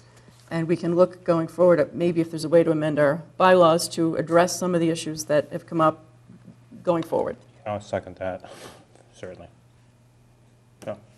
Okay. Any further comment? Nope. All in favor? Aye. Aye. Unanimous. Thank you. Thank you. Thank you, Bill. Okay, item number John. 14 is the 2014 annual town meeting articles. And we have, how many, Anne Marie? 7? You have, We didn't make that you have conditional upon 7. a building permit. We have 10 altogether, and Bill, 7 to Okay. Gotta get it. We have 10 in total, Yes. and 7 are Make sure that planning happens. related articles. We forgot to make that Over conditional Billy, upon all a set. building permit. We didn't make it conditional upon a building permit. We'll shut it, he already agreed to shut it off. Yeah, so let's make sure it gets shut off, and All right, we're on to the town meeting Email articles here. Let's go. As soon as we finish. We'll be here till midnight. You heard that. Shut the sign off. Okay, the first, you want to talk about the first one, Bill? The zoning bylaws reformatting. Can I have that list? I know the reformatting is a rewrite of the zoning bylaws. When you look at the zoning bylaws now, They're probably 3/4 of an inch, double-sided, and they're very difficult to understand. They're all The over the new- place, too, yeah. Do what? They're all over the place. in There you terms go. of- yeah. So what we attempted to do, Mr. Whiteside, is take and put the bylaws and then have an addendum. And the addendum has all of the, that's where all the meat is. So you want to find out more about it, you have to go to the addendum. But you'll learn where all the pieces are in the zoning bylaw itself. Okay, good. The second one is a cluster development. What is a cluster development? It's a rewrite of the current cluster bylaw submitted by the planning board. As currently constituted, the bylaw is not very useful or user-friendly. The current bylaw does not encourage the creation of cluster developing. It allows 1 unit per required area of the district and has no requirements for affordable housing. The rewrite attempts to provide bonuses to any applicant in return for addressing affordable housing needs, adding or allowing more open space than is required, and/or leniency from the planning board's rules and regulations if possible. So it's essentially what this thing does is it increases density by about 25%, because it allows, the problem with our old cluster bylaw is you couldn't put any more houses in a cluster development than you could if it were just a regular development. So if you were in 2-acre zoning, in AA zoning, and you had 12 acres, that was all buildable, you can get 6. 12 acres. You- Six houses, yes. Right. So this will allow 25% more density because the lot sizes, it's as many houses you could fit on a lot size instead of 80,000, it's 60,000 Yes. square feet. Okay, so is the Pulte development, is that a cluster development? Yes. Yes. 23 homes on 30 acres? But that was their original proposal. Yeah. That was their original proposal with this, if this zoning article was applied to Pulte, they could get more than the 23 units. But to do that, they're going to have to give us more open space and affordable housing. 10%, right? 10%. 10%. Will this apply to current applications? Yes. Anything that, anything that's filed from, anything that's in the works that hasn't been permitted could come under this. We don't have any that are there because we have no application from Pulte. Right, but if Pulte sends in their application in the next 3 months, They're under this. and this gets They approved could. at, and this They gets could approved come at under town this. meeting, then they have to make 10% affordable, is it? Yes. Right. This would represent the first time that Milton's had any what's called inclusionary zoning within, I mean, we've had it in overlays, but in terms of just a It's an regular. attempt to get to that, Yeah. to inclusionary, but it's not inclusionary yet. Right. The planning board will be holding a public hearing on this and the other articles. Thursday night, yes. Oh, this Thursday, okay. This Thursday, while you're up here, they'll be downstairs. Okay. My only concern with this one, and I stated it to Alex too, is that the inclusionary zoning part of it, the affordable zoning part of it, on small developments allows for an opt-out with a contribution to the Affordable Housing Trust, and there's no similar opt-out with respect to larger developments. So if you're over, is it 10 acres? It's over 10 acres. If you're over 10 acres, you have no choice. It's over the number of units, too. Right, right. But you would have no choice but to do affordable. You could not opt out and make a contribution. That would be nice to have that changed, to be able to make a contribution. Should at least consider it, yeah. I mean, because you are going to wind up in those situations where it's just not appropriate for whatever reason, and It may be. But for example, we're 3 years with this Pulte deal, and they're going to build 23 pretty high-end homes. And if this gets approved at the Maytown meeting, they're forced to do 10% of those 23 homes as affordable. Well, technically, they could build more than They 23. can build more units, too. But, and that's technically because I understand, it but depends on the between now, configuration of but it. between now and the Maytown meeting, they're going to have most of their planning done. Yeah. You know? Well, I think concerns like that need to get vetted through the warrant committee process as we go forward with this, so, through the planning board public hearing Right. process. I think it's the planning board public hearing process where the planning board needs to hear that comment so that they can, when they take their vote and give their opinion back to the warrant committee, that they state that same thing. It helps the warrant committee formulate an opinion that can make a potential change to the article. Tom, you said you've already brought this to Alex's attention? I mentioned to him, yeah. He's aware of it. But wouldn't hurt to keep it. It wouldn't hurt to do it again, yes. Right. You know, this is a kind of a zoning article. Why isn't this on the October meeting? Wasn't ready. No, why isn't it on next October's fall meeting? It's possible that it may go through the process and questions get raised and maybe it needs to be revised and it might end up being pushed to some, I mean, It may it wouldn't be get the pushed first to time it's that. been pushed. It's a to good question, though. I mean, Yeah. we did initiate that October town meeting for zoning things, and it seems last October there was no zoning articles ready, and, I mean, hopefully that will change going forward, but it is a tough time, too, because you're really forcing the planning board to do an awful lot of work over the summer. Right. When it's difficult to get meetings and quorums to be ready for an October town meeting. Yeah. And you've got a new warrant committee starting in the summer with a lot of new members. And, you know, it's a short period of time to get up to speed on budget, let alone zoning. So, but that was the purpose of the October town meeting. So, it's possible there's quite a number of planning board articles here. So it's possible some of them. Being on the warrant committee, I know how your eyes Good, glaze over when you start reading zoning bylaws. All right, we'll move on to the next one, medical marijuana. Last May, town meeting voted a one-year moratorium on the placement of medical marijuana facilities within the town. The submitted article is the final product of the medical marijuana subcommittee and the planning board. The article developed verbiage for identifying placement and local requirements for a medical marijuana facility. This article will allow the placement of a medical marijuana facility anywhere in a zoned business district. State regulations have requirements to address security. The town should pursue its own regulations under the police department and the Board of Health. Marijuana possession, even for medicinal purposes, is still not allowed under federal law. The businesses that seek state approval are cash only due to federal banking standards, must be nonprofit companies, and not connected with any hospital due to Medicare and FDA requirements. Currently, the city of Quincy will be locating a medical marijuana facility on Rischuti Drive. Milton has no facility in the first year of applicants. Now, there are how many facilities are authorized under the law? Are there 23 or 26 of them?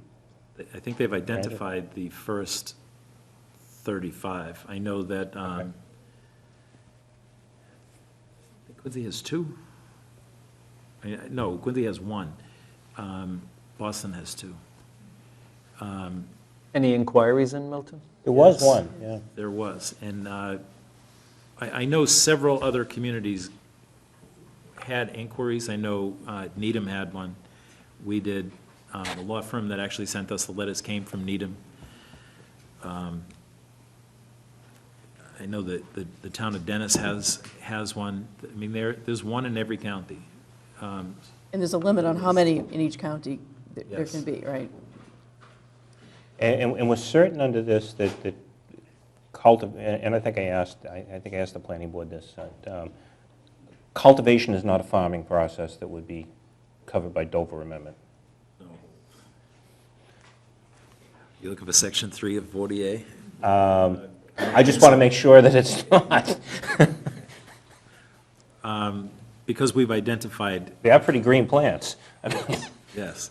You're Because thinking we've of all identified a possibilities, Tom. specific area that these facilities can go in, we have given them, we've addressed that particular issue, at least in the first year. if we were not to have located where to place the businesses, then we would have to start worrying about places to grow. We would allow them to grow in the facility if they get into it.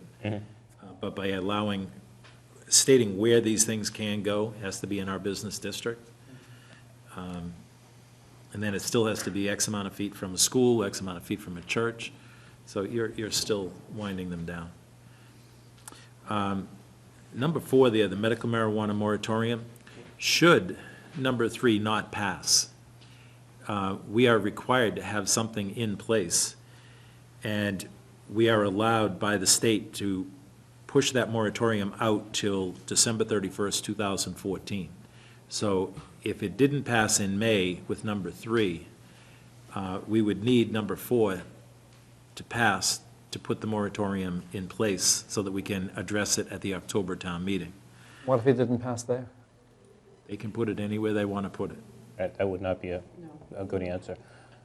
So if the moratorium, if they both pass. We would withdraw number 4 if Okay. number 3 passes. Yeah, we'd ask for a no vote. Right. Okay. All right, number 5, agricultural nursery landscaping development.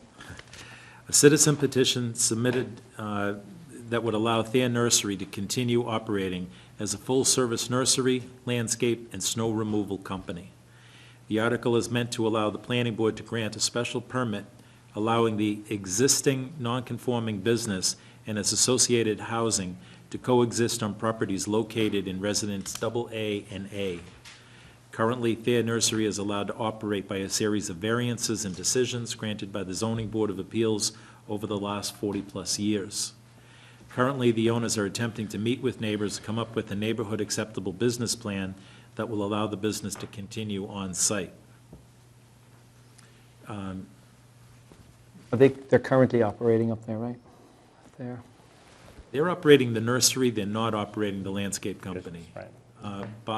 Nor are they selling the firewood anymore. The decisions by the Zoning Board of Appeals were overturned by court, and they're again being appealed. It's, both sides have lawyers, and we're in the middle. Now, I guess 2 questions. Well, number 1 is, have there been any other businesses, or, because it would have to be an existing business because operated prior to 1970 in order to fit this. So I guess the question is spot zoning, and has that been addressed at all, or? Basically, what they're attempting to do is something similar to the Coulter. the Coulter deal. But I didn't They're looking read every for their last own- word. I didn't see anything in terms of how this made it, because in Coulter, it was employing people, and is that kind of language in here? No.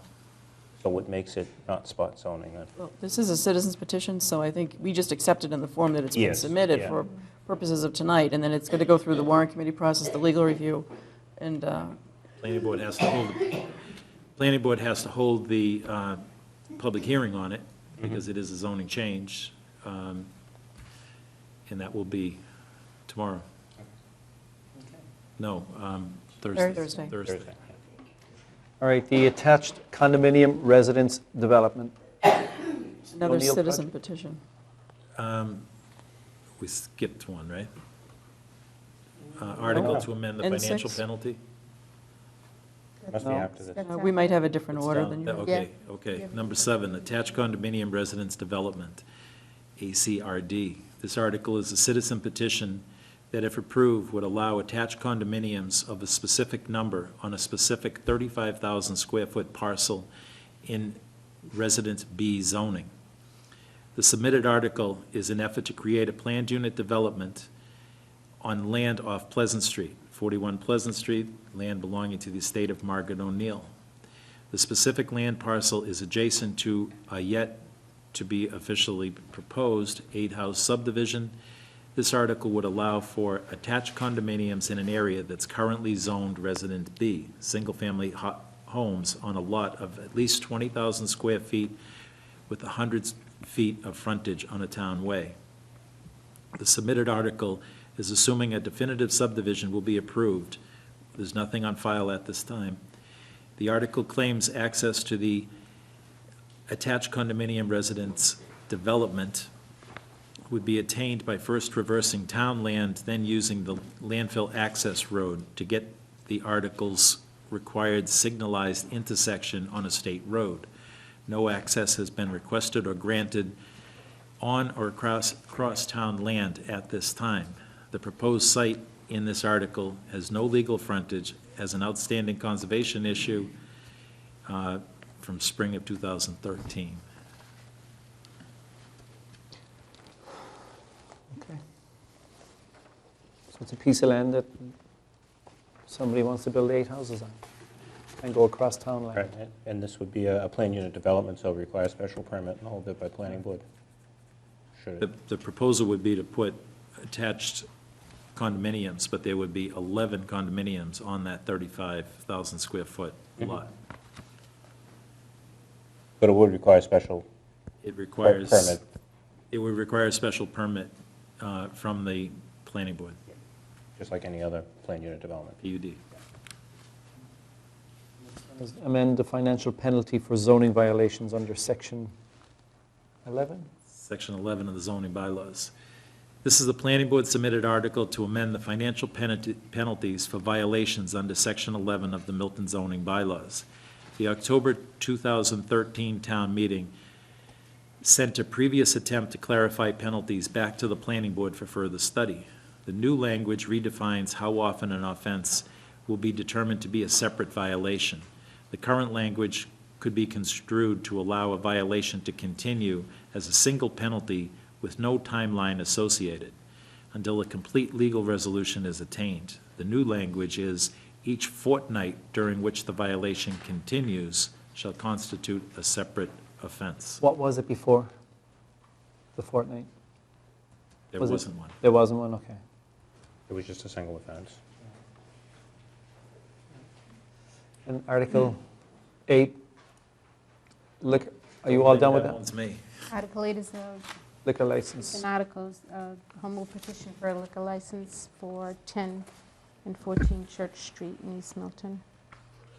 The old movie theater. Yes. So Franklin Street Realty Trust, or LLC, bought the property? Have they Yes. closed on it? No. And that's the old movie theater? Yes. Yes. He wants to put in a restaurant, Yes. and he's looking for a liquor license? Yes. They have a P&S, they've got agreements, they have architects and engineers working on the property. Yeah. They don't have ownership until March. And this is good news for the square, new business coming in. Yes, This is great news. This is good, great news. New business, new facade, they'll address some of the parking issue, Employment. and employment. Good Yep. use of space that's been pretty vacant Absolutely. for a long time. Absolutely. It's a company that comes from the square, too. Falcone, Bob Falcone. He's going to be the owner of the. they own 4 Franklin Street, they did a really nice job rehabbing that building. The offices that are in there, they do take good care of their own property. He can get the job done. Yep. All right, next one is the Neighbors of Curry College Citizens Petition, and I happen to know about this one. This is another citizen petition seeking relief from issues related to the athletic complex at Curry College. They're looking for some field use hour restrictions, light restrictions, sound system restrictions, batting cage restrictions, and leaf blowing not to begin before 7:30 a.m. All right. I've got a lot of phone calls on this one. Tom, do you hear those leaf blowers? Don't hit the only thing, I hear football games, because everybody hears football games. It just, Right. you can hear football games on a Sunday, or Saturday, whenever they play them.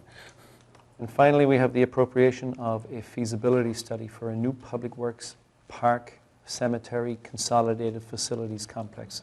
Is this, Tom, you proposed this, would I believe? Yeah, and it's really got to be a Joe Lynch that explains it, but it was a capital request, and it's really not capital per se. It's a study. It's not bricks and mortar.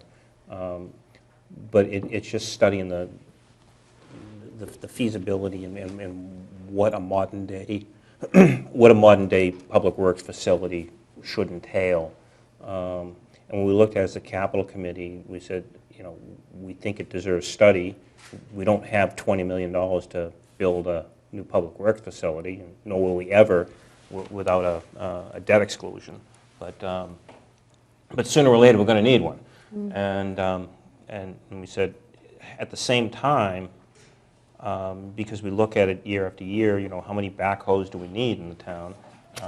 You know, why can't we at least look at consolidating the operations of Park, Cemetery, and yeah, at least housing them in one facility, and that being a start. So that's the end of the articles. I think at this time, Emery, we'll skip ahead to the housing production plan designee and the proposed 40B offer Randolph Ave while Bill is here. Okay. Just for a quick minute, I think we need to vote. What we've essentially done is the warrant closed in early January. Because we've had snow cancellations and other problems scheduling Do we need meetings, to vote on these? we've forwarded these to the warrant committee so that they can get started. There's a lot here for them to have to do. So these went to the warrant committee in early January. The liquor license home rule petition came in not as a citizen's petition, but as a request, which we haven't voted yet, for this board to submit the article. So I think we need to vote that one. The others are all planning board articles or citizen articles, just so that we're... Okay, go ahead and make a motion. So I'll move that we submit Article N8, which is the request from Franklin Street Realty LLC for a home rule petition for a liquor license, that the board submit that article to the warrant committee. Forward to the warrant committee. And the DPW feasibility? I think we already voted that one, didn't we? I think we might have. I'm not I sure. think we talked about putting an article in, but I don't We had a think placeholder at least for it. we didn't, I don't think we voted it at a previous then let's- meeting. You might All right, want to maybe just vote vote it. it then, yeah, sure. Why don't we vote them separately? I've already moved to submit Article N8. Okay, and add to that Article N10. Good. So I'll second that. Motion was made and seconded. Any comment? Any further comment? All in favor? Aye. It's unanimous. Okay. Housing production plan. Did you want to say something, Emily? Yes. Selectman Conlon asked that this be placed on the agenda after a meeting that she had had with Emily Ennis, chair of the planning board. So We're at number 17 now. Yes. Okay. Okay, I can just give some brief background on this. The housing production plan has been, or Bill can speak to this as well, has been before the planning board, and the next step is to identify some town-owned properties that might be suitable for affordable housing, and it's been stalled a little bit, and Emily and I met maybe 4 or 5 weeks ago to talk about what the process might be to keep this moving. We need to move this along a little more quickly than it has been. So her suggestion was that we have the planning board, and they've already voted to designate her as their person, but have the planning board designate one of their members, have the board of selectmen designate one of their members, to work with Bill and Alan Bishop to go through the maps that I think, Bill, you're probably already starting to put together of some town-owned properties. You know, and it will be controversial with the properties that get identified. I'm sure there'll be neighbors and abutters who may have concerns, but it would be a public process so that we would designate one member of our board to meet with Emily, with Bill, and with Alan Bishop to go through the maps, come up with identifying some of the town-owned land that it might make sense to consider for potential affordable housing. Town-owned land and not identifying just areas within the town also, or The idea, just town-owned land at this the idea point? was just town-owned land for this purpose. We will identify other areas, but the initial step Will was be to town. identify what does the town know. Okay. Right, and then, so Emily's theory was that it might need 1 or 2 meetings, probably at the most, among 4 people, to come up with the potential locations, then bring it back to both boards, have the boards weigh in on it, have a public meeting, we can get public input on it, and then eventually have a vote. So it would require a few steps, and there would be a public... Public hearing process? I don't know if it's an official public hearing. I think it's a public meeting. You probably know better than I do on that. But there would be an opportunity for people to have input at some point. Is the master plan committee going to play or is the master plan itself going to play I know it's been talked about, not talked about. I don't know where it stands. Master plan, the planning board wanted the master plan committee to take on the issue. Yes.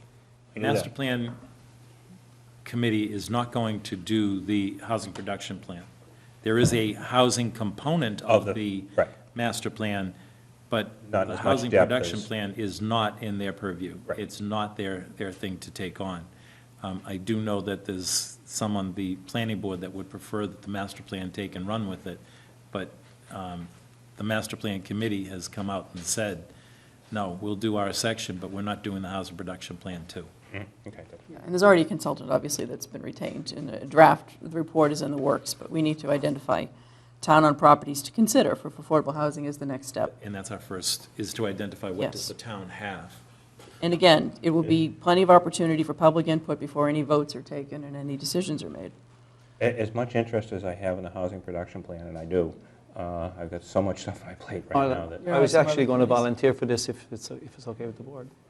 Sure, I'm willing to do it as well, but if you're the chair, if you'd like to do it. Well, since you said it's only 2 meetings. Well, that was Emily's estimate, about 2 meetings. Famous last words.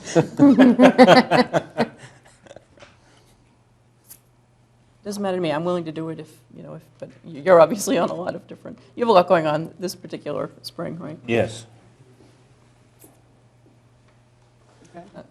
I'll defer to the chair, whatever you'd like.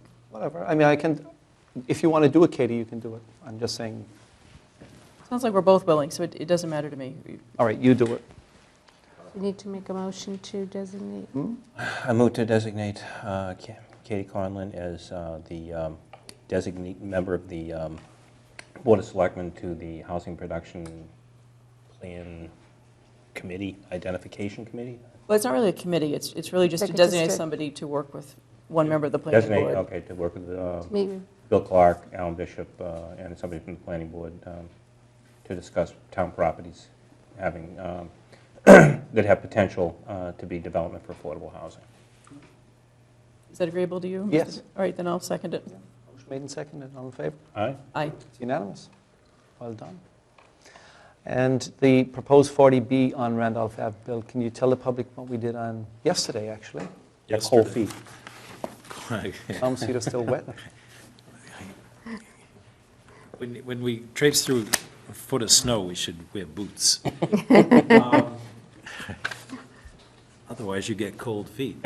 We went on a site walk yesterday for the proposed 40B. It's an 8.1 acre site.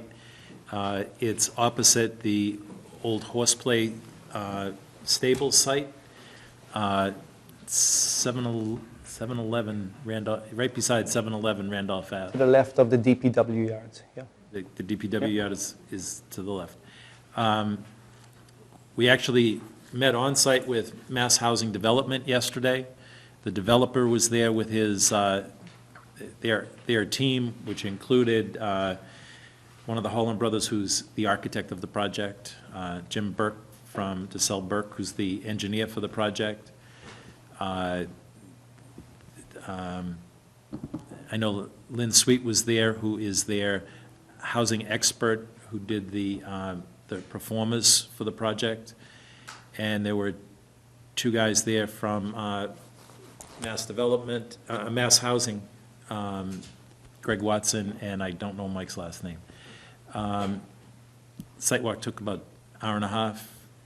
We get to look at the property to see the topography, the types of trees, the type of screening.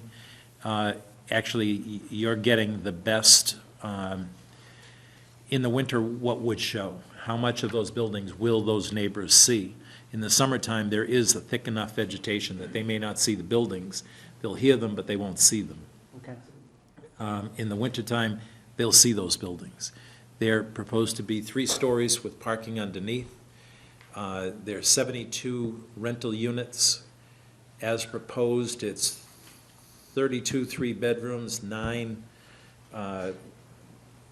2-bedrooms, and 27 2-bedrooms. It's all rentals, and they're filing under 40B. Under Chapter 40B, that project gets to bypass local zoning. They file an application. If they get the approval from the state, that will go directly to the Zoning Board of Appeals.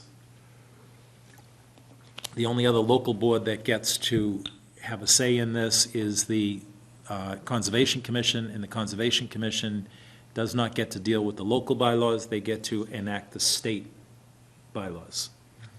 So they've State submitted their regulations. application to Mass Housing? They only filed an eligibility letter. They filed the same thing that Milton Muse did. And so we have a 30-day comment period, Correct. which began when? January 29th. I would ask the board to Extend it? give us permission to extend it by the 2 weeks that we lost waited the for the... snowstorms, yes. Well, one for snowstorms, two, till we get to the point that we were actually there with Mass Housing, we were there with the developer, and we get to see the site. You as a board got to see the site, and some of the other neighbors got to look at the site too. Again, the proposal is 72 units, 3 buildings, 24 units per building Yes. on 8.1 acres Yes, on Randolph Ave. on Randolph Ave. 40B, all apartments, all for rent. All apartment, 25% of that will be affordable. And what does affordable mean? How do you qualify for affordable? Want me to do that? You can do it, Chuck, go ahead. 80% of median income. In other words, a single person making $46,500, a family of 4 making, I think the number's been upped a little bit. I know it's 62.5, but I think it's up to 66 now. If you make more, you would not be eligible for the affordable units. The rents are set based upon usually a 30% of income standard. Right. So they would set a rent based upon the 80% of area median income for various bedroom sizes, would be different family sizes, and take 30% of that number, and that is pretty much, with some variations, how you do the rent. We actually did make a comment yesterday that that many 3 bedrooms is not necessarily something that we're looking forward to. We would prefer to have more 2s, more 1s. The developer's comment was, we had to start somewhere. Mass Housing's comment back was, we know that at least 10% of those units need to be 3 bedrooms. So we know there's some wiggle room between 33 and 8. So we won't have 33, but again, we probably won't have 8 either. My understanding, Tom and Katie, was that, when you do a 40B, I thought it was supposed to be a like-kind proposal. Meaning, if that's all single-family homes, it should be single-family homes. No, not quite. I had the same question on that. I think has we need to clarify that. It has to For example, blend. if I could finish up on Milton Muse, I can understand why that's a rental property, because you have Fuller Village across the street, which is all rentals. But this is all owner-occupied homes around there. And now we're going to have 72 rentals stuck in the middle of... Not across the street. You go across Randolph Ave, there's several 2-family houses. And it really isn't that. The design standard is more, is it in character with the neighborhood? In other words, you're not proposing a 14-story building in amongst 1-story homes. Where, You're always going to have attached dwellings of some kind in a when this 40. thing failed the first time, this same site had another proposal 3 years ago, 4 years Yeah. ago. They were and 5-story boxes, basically. there were 2 boxes, 48 units apiece, 96 units.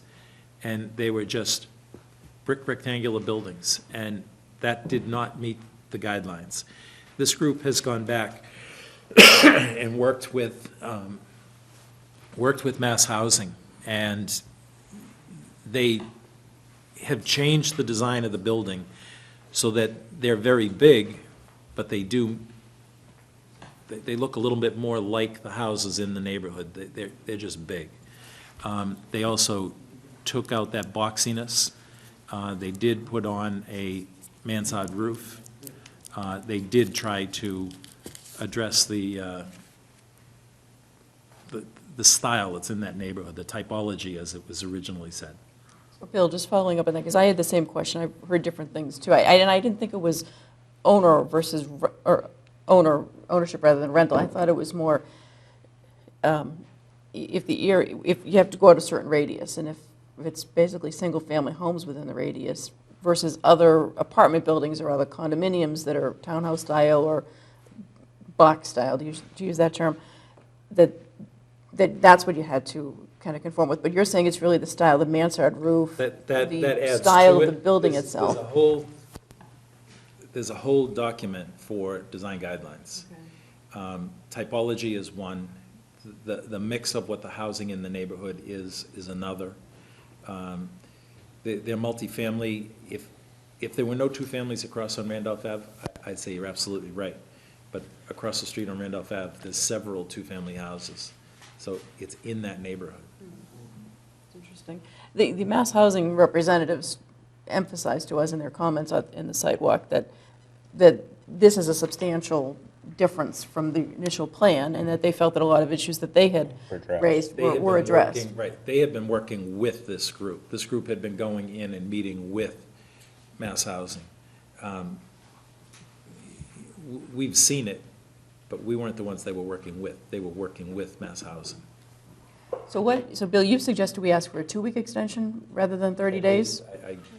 I'd say go for 30 days. Let's go for the See what they come maximum. back with. All right.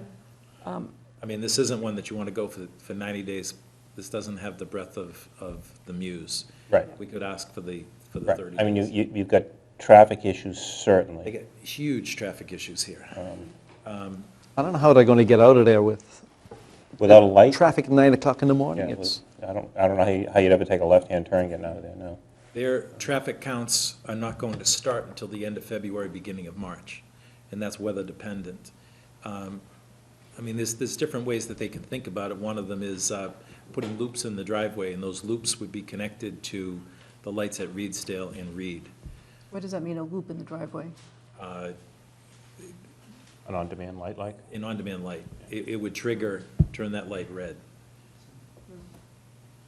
Okay, but it seems that traffic is one of the big issues, and we need the police chief to, and he's already received a copy of the Yes, letter, right? he All the has. department heads, Yes. fire, police, the Yes. others have And I gotten the think letter. we need some Our public core team- input on And it, the- too. Tomorrow, Our we're team has gonna- already met with this group. We've met and had a cursory look at it. It is on our agenda for tomorrow morning. I did send back a letter. I did send an email out to them telling them, start putting your wish list together. Let's start talking about what we want. But that goes back to everybody else, too. What do we want from the developer? Well, I think first, at least speaking for myself, I think we need some input from the police chief about what, and the traffic commission, which you're on, Bill, as to what issues he sees, what concerns you would have. Wetlands, they did mention that there's a couple of intermittent streams that go through the area. Am I getting that right? There is an intermittent stream that goes through that Is it area. one or two? There's one. One. There is a pretty sizable wetland on the bottom of the property. That they would relocate? Is that the right No, term? one of the things they're doing is going to require replication, because they're impacting it, and that impact has to be replicated someplace else, and it's actually right beside it. That site is very easy to replicate on-site, adjacent to it. Can you explain briefly how that Explain replication what would work? replication is, I guess, is. They're going to put in a box culvert. That box culvert is going to upset X amount of square feet of wetland that is natural. They're going to have to take upland and turn it into a wetland. And there's going to be a requirement that they watch for X amount of years that property stays as wetland. So it's creating new wetland because they impacted and affected another piece. And So obviously, that's our something that's Concom- doable to It replicate is. it. The state requirement is 1-to-1. Ours is 2 or 3, depending on the project. And in a case like this, that developer will come in and go at least 2-to-1 because it's not a very difficult site to work with. There's areas down there that they can make into and do a better job. there's issues there that we could actually take and get a better wetland, help improve the functions that are not being taken care of right now. Part of it is because it's beside our DPW, part of it is because the drainage coming off of 28, it just rolls right in here. So let me ask a question. On the Brush Hill Road project, the Conservation Commission went out, they joined us on one of the walks in the spring when we were preparing our response letter. And it's winter, and obviously with the snow on the ground, it was difficult for us to see some of the natural features of the land. Would it make sense to have the Conservation Commission go out and observe, maybe they've already done this before since there was a prior application, to observe the stream or to look at This any of property, this? this project has already filed with the Conservation Commission. They filed for an ANRAD, an advance notice of wetland delineation. And they actually have had 3 wetland people out there. There are 3 wetland lines. And DEP stepped in and issued a superseding order that defines where the wetland line is. So Concom knows where the line is. When you saw all the different flags out there yesterday, the majority of the flags were flagging the wetlands. A couple of those flags were from the different groups of wetland scientists that have been out there. It's just one of those knowing what you're looking at as you're walking through, or why. Some of it had to be engineering tape that it's something that it's one of their sighting points, but most of those flags, the pink ones especially yesterday, were the wetland flags. So is there still a reason to have the Concom go out and They've already look at done anything? it. They've already observed it, okay. That project will file a notice of intent, which is a full-blown set of hearings, but they can't do it until after they get the eligibility letter and then start their project. You need a motion to, do we need a motion to allow him to? I don't think so, just The extra 30, no, okay. All right, any other questions? We good? So will we have this, well, I guess we have to see what the requested extension time is and what they might give us, but it sounds like we may need to just put this on the agenda for the 25th. I would kind of keep it on, just in Yes. case, in case there's any public For an input. update. Yeah. We want the public input as much as possible. Exactly. Well, speaking of that, do we want to direct the public, anyone who's watching or who's reading about it in the press, do we want to have them contact Bill or Anne Marie? Or how do we want to set up, you have a preference, Anne Marie, on how we set up commentary, collecting comments? They can either email me at afagan@townofmilton.org or wclark@townofmilton.org. Okay. Or any one of the selectmen, we can forward it on to you. Okay. All right, thanks, And we Bill. will be discussing it tomorrow Good at job. 14, with department heads. Good. All right. All right, we'll move back to number 15, which is an appointment, Commission on Disability. We have a motion. A motion to approve the appointment of Ryan O'Connell of 24 Horton Place to the Commission on Disability to serve through July 2016. I'll second the motion, and looks like Ryan's got some good background for the Disability Commission, and from what I'm told, has a real interest in serving on this group, so. Right. So thank him for his offer to serve. Absolutely. Thank you, Ryan. Motion made and seconded. All in favor? Aye. Aye. That's unanimous. Next is number 16, St. Patrick's Day 5K Rugby Run. Ooh. I'll move that we approve the use of the town streets and ways for the 3rd annual St. Patrick's Day 5K Rugby Run that is scheduled for Saturday, March 15th, with the proceeds to benefit the Milton High Rugby Club, contingent upon approval by the police chief. Second. Motion made and seconded. Any further comment? Another race for you, Tom? Might be. It's tax season, that's any problem, but maybe. Okay. Maybe. All in favor? Aye. Unanimous. Town Administrator's Report. Yes, I just wanted to inform the board that on January 23rd, Judge George Phelan ordered the entry of judgment in the case of the Milton Board of Selectmen acting as the trustees under the will of Governor Stoughton versus Martha Coakley in her capacity as Attorney General of the Commonwealth. That judgment allows the trustees to sell a portion of the Governor Stoughton property to Pulte Homes in accordance with the PNS agreement that was signed a while ago. The judgment also requires that the trustees serve upon Pulte a copy of the judgment and the Attorney General's assent to the joint motion of the trustees and the Attorney General for entry of that judgment. It also dictates that we have to put on the town website a link to the online access for the Fair Labor Division complaint forms. And I have worked with IT, and we've got that on there now. That's great So- news for the town. It's very good news. We're going to move forward now, I think after, 3 years of Been a long time. waiting? Long time Yes. coming. And we also met yesterday with some Pulte representatives. Dennis, you were there as well. And we had an initial meet and greet because 3 years ago, there was obviously a different group of people that were involved with this issue, so it was kind of a meet and greet and put faces with names. And I thought the meeting went very well. And they talked about their 60 days of doing their due diligence and kind of flagging wetlands out in the property and doing some borings and testing and things like that. How quickly are they planning to start that? Did they say? Well, they have the 60 days to do all their testing, and hopefully, weather permitting, they'll get it done within those 60 days. So. I also wanted to let the board know that we've had 2 meetings of the Town School Consolidation Committee.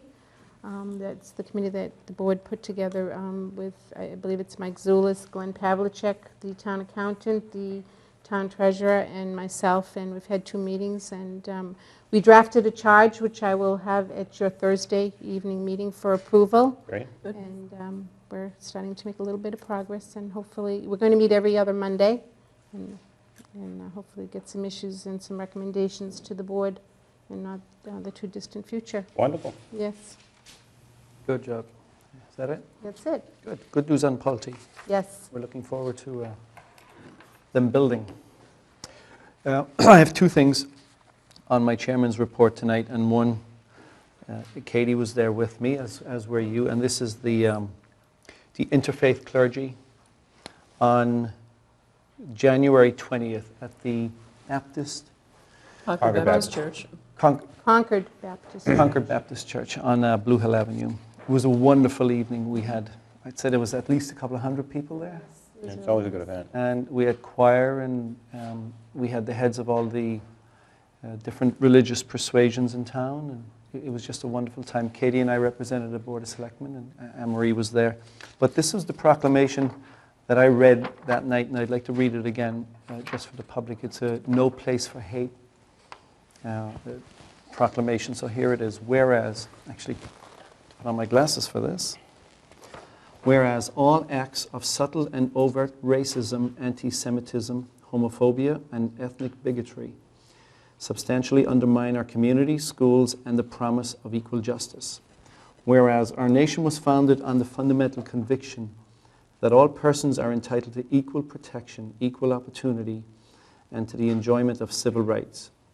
Whereas the strength of our nation is derived from the growing diversity of our communities, and whereas the Anti-Defamation League, Massachusetts Municipal Association, and other coalition members are sponsoring a program designed to help communities develop and take specific actions to combat bias and to promote respect for people. And whereas on January 10th, 2014, Milton has committed to fulfill the criteria to be declared no place for hate. And whereas we can begin to solve the problem of hate and to build bridges to different communities only by taking strategic and specific actions to promote a sense of welcome and inclusion. Now, therefore, I, Dennis Cohane, do hereby proclaim that Milton will maintain a policy of zero tolerance for hate crimes and will do our best to interrupt prejudice and stop those who, because of hate, would hurt, harass, or violate the civil rights of anyone. We also pledge ourselves to undertake a serious year-round program to mobilize key leadership segments in our community to creatively address any issue that will promote a recognition and encouragement of diversity. We encourage all residents of Milton to take cognizance of this proclamation and participate fittingly in its observance. And it was signed by me, and it was just a wonderful night. I think you enjoyed yourself as well, Katie. Yeah. It was, I think it's an annual event. It's been going on for quite a long It has time been, yeah. Yeah. Martin Luther King Day, but yeah, I thought it was a great event. First one I had been to. Yeah, I made the past 3 of them. I wasn't able to make the last one, but And finally, just the last thing, East Milton, it's about East Milton's railway village. I'm not sure if you knew it was known as a railway village over near the Crane Park area. Well, it was designated on the Register of Historic Places in the year 2000. But presently there are no signs that designate it as such. So there's a group after forming, they're the Cranefield Friends, and they're trying to raise money to purchase signs and have them put in specific areas around that location so that people know where the railway village was. I just found out today that there was an anonymous donation made to this group of $5,000. Oh, that's great. Which is wonderful. And a further promise of $10,000 from, I'm not sure if it's the same donator or not, but so that'll bring it to a total of $15,000. So this is something we'll watch in the future. That's great. Of putting signs up for the National Railway Historic Village. And Do that's you have any information, if anyone watching this wants to donate to that, who they can contact? They can actually call Ed Duffy, who's our planning board member. Ed is kind of heading this up. So I'm assuming it will be eDuffy@townofmilton.org. I don't know if he has an I don't email think address. he has might an not. email. They don't have Planning an board email doesn't. address. Planning board doesn't? No, I don't believe so. But they can call the selectman's office. They and can we call will the get- selectmen and we'll put them on to the right people. Yes. That's great. But it's Ed Duffy anyway from the planning board who's running this. Well done, Ed. And Fred Kelly, my friend Fred Kelly from Adams Street. At this point, I'll make a motion to enter executive session to discuss the purchase, exchange, lease, or value of real property, Parcel A off of Deer Run Lane, to consider the sale of property at 0 Central Avenue, to discuss the deployment of security personnel, SRO officer, to discuss complaints against a public officer, employee, staff member, or individual, believing that having these conversations in open session would have a detrimental effect on the bargaining position of the body, and to return to open session to adjourn. Second. Ms. Conlon? Yes. Mr. Hurley? Yes. Mr. Cohen? Yes. We're in executive session.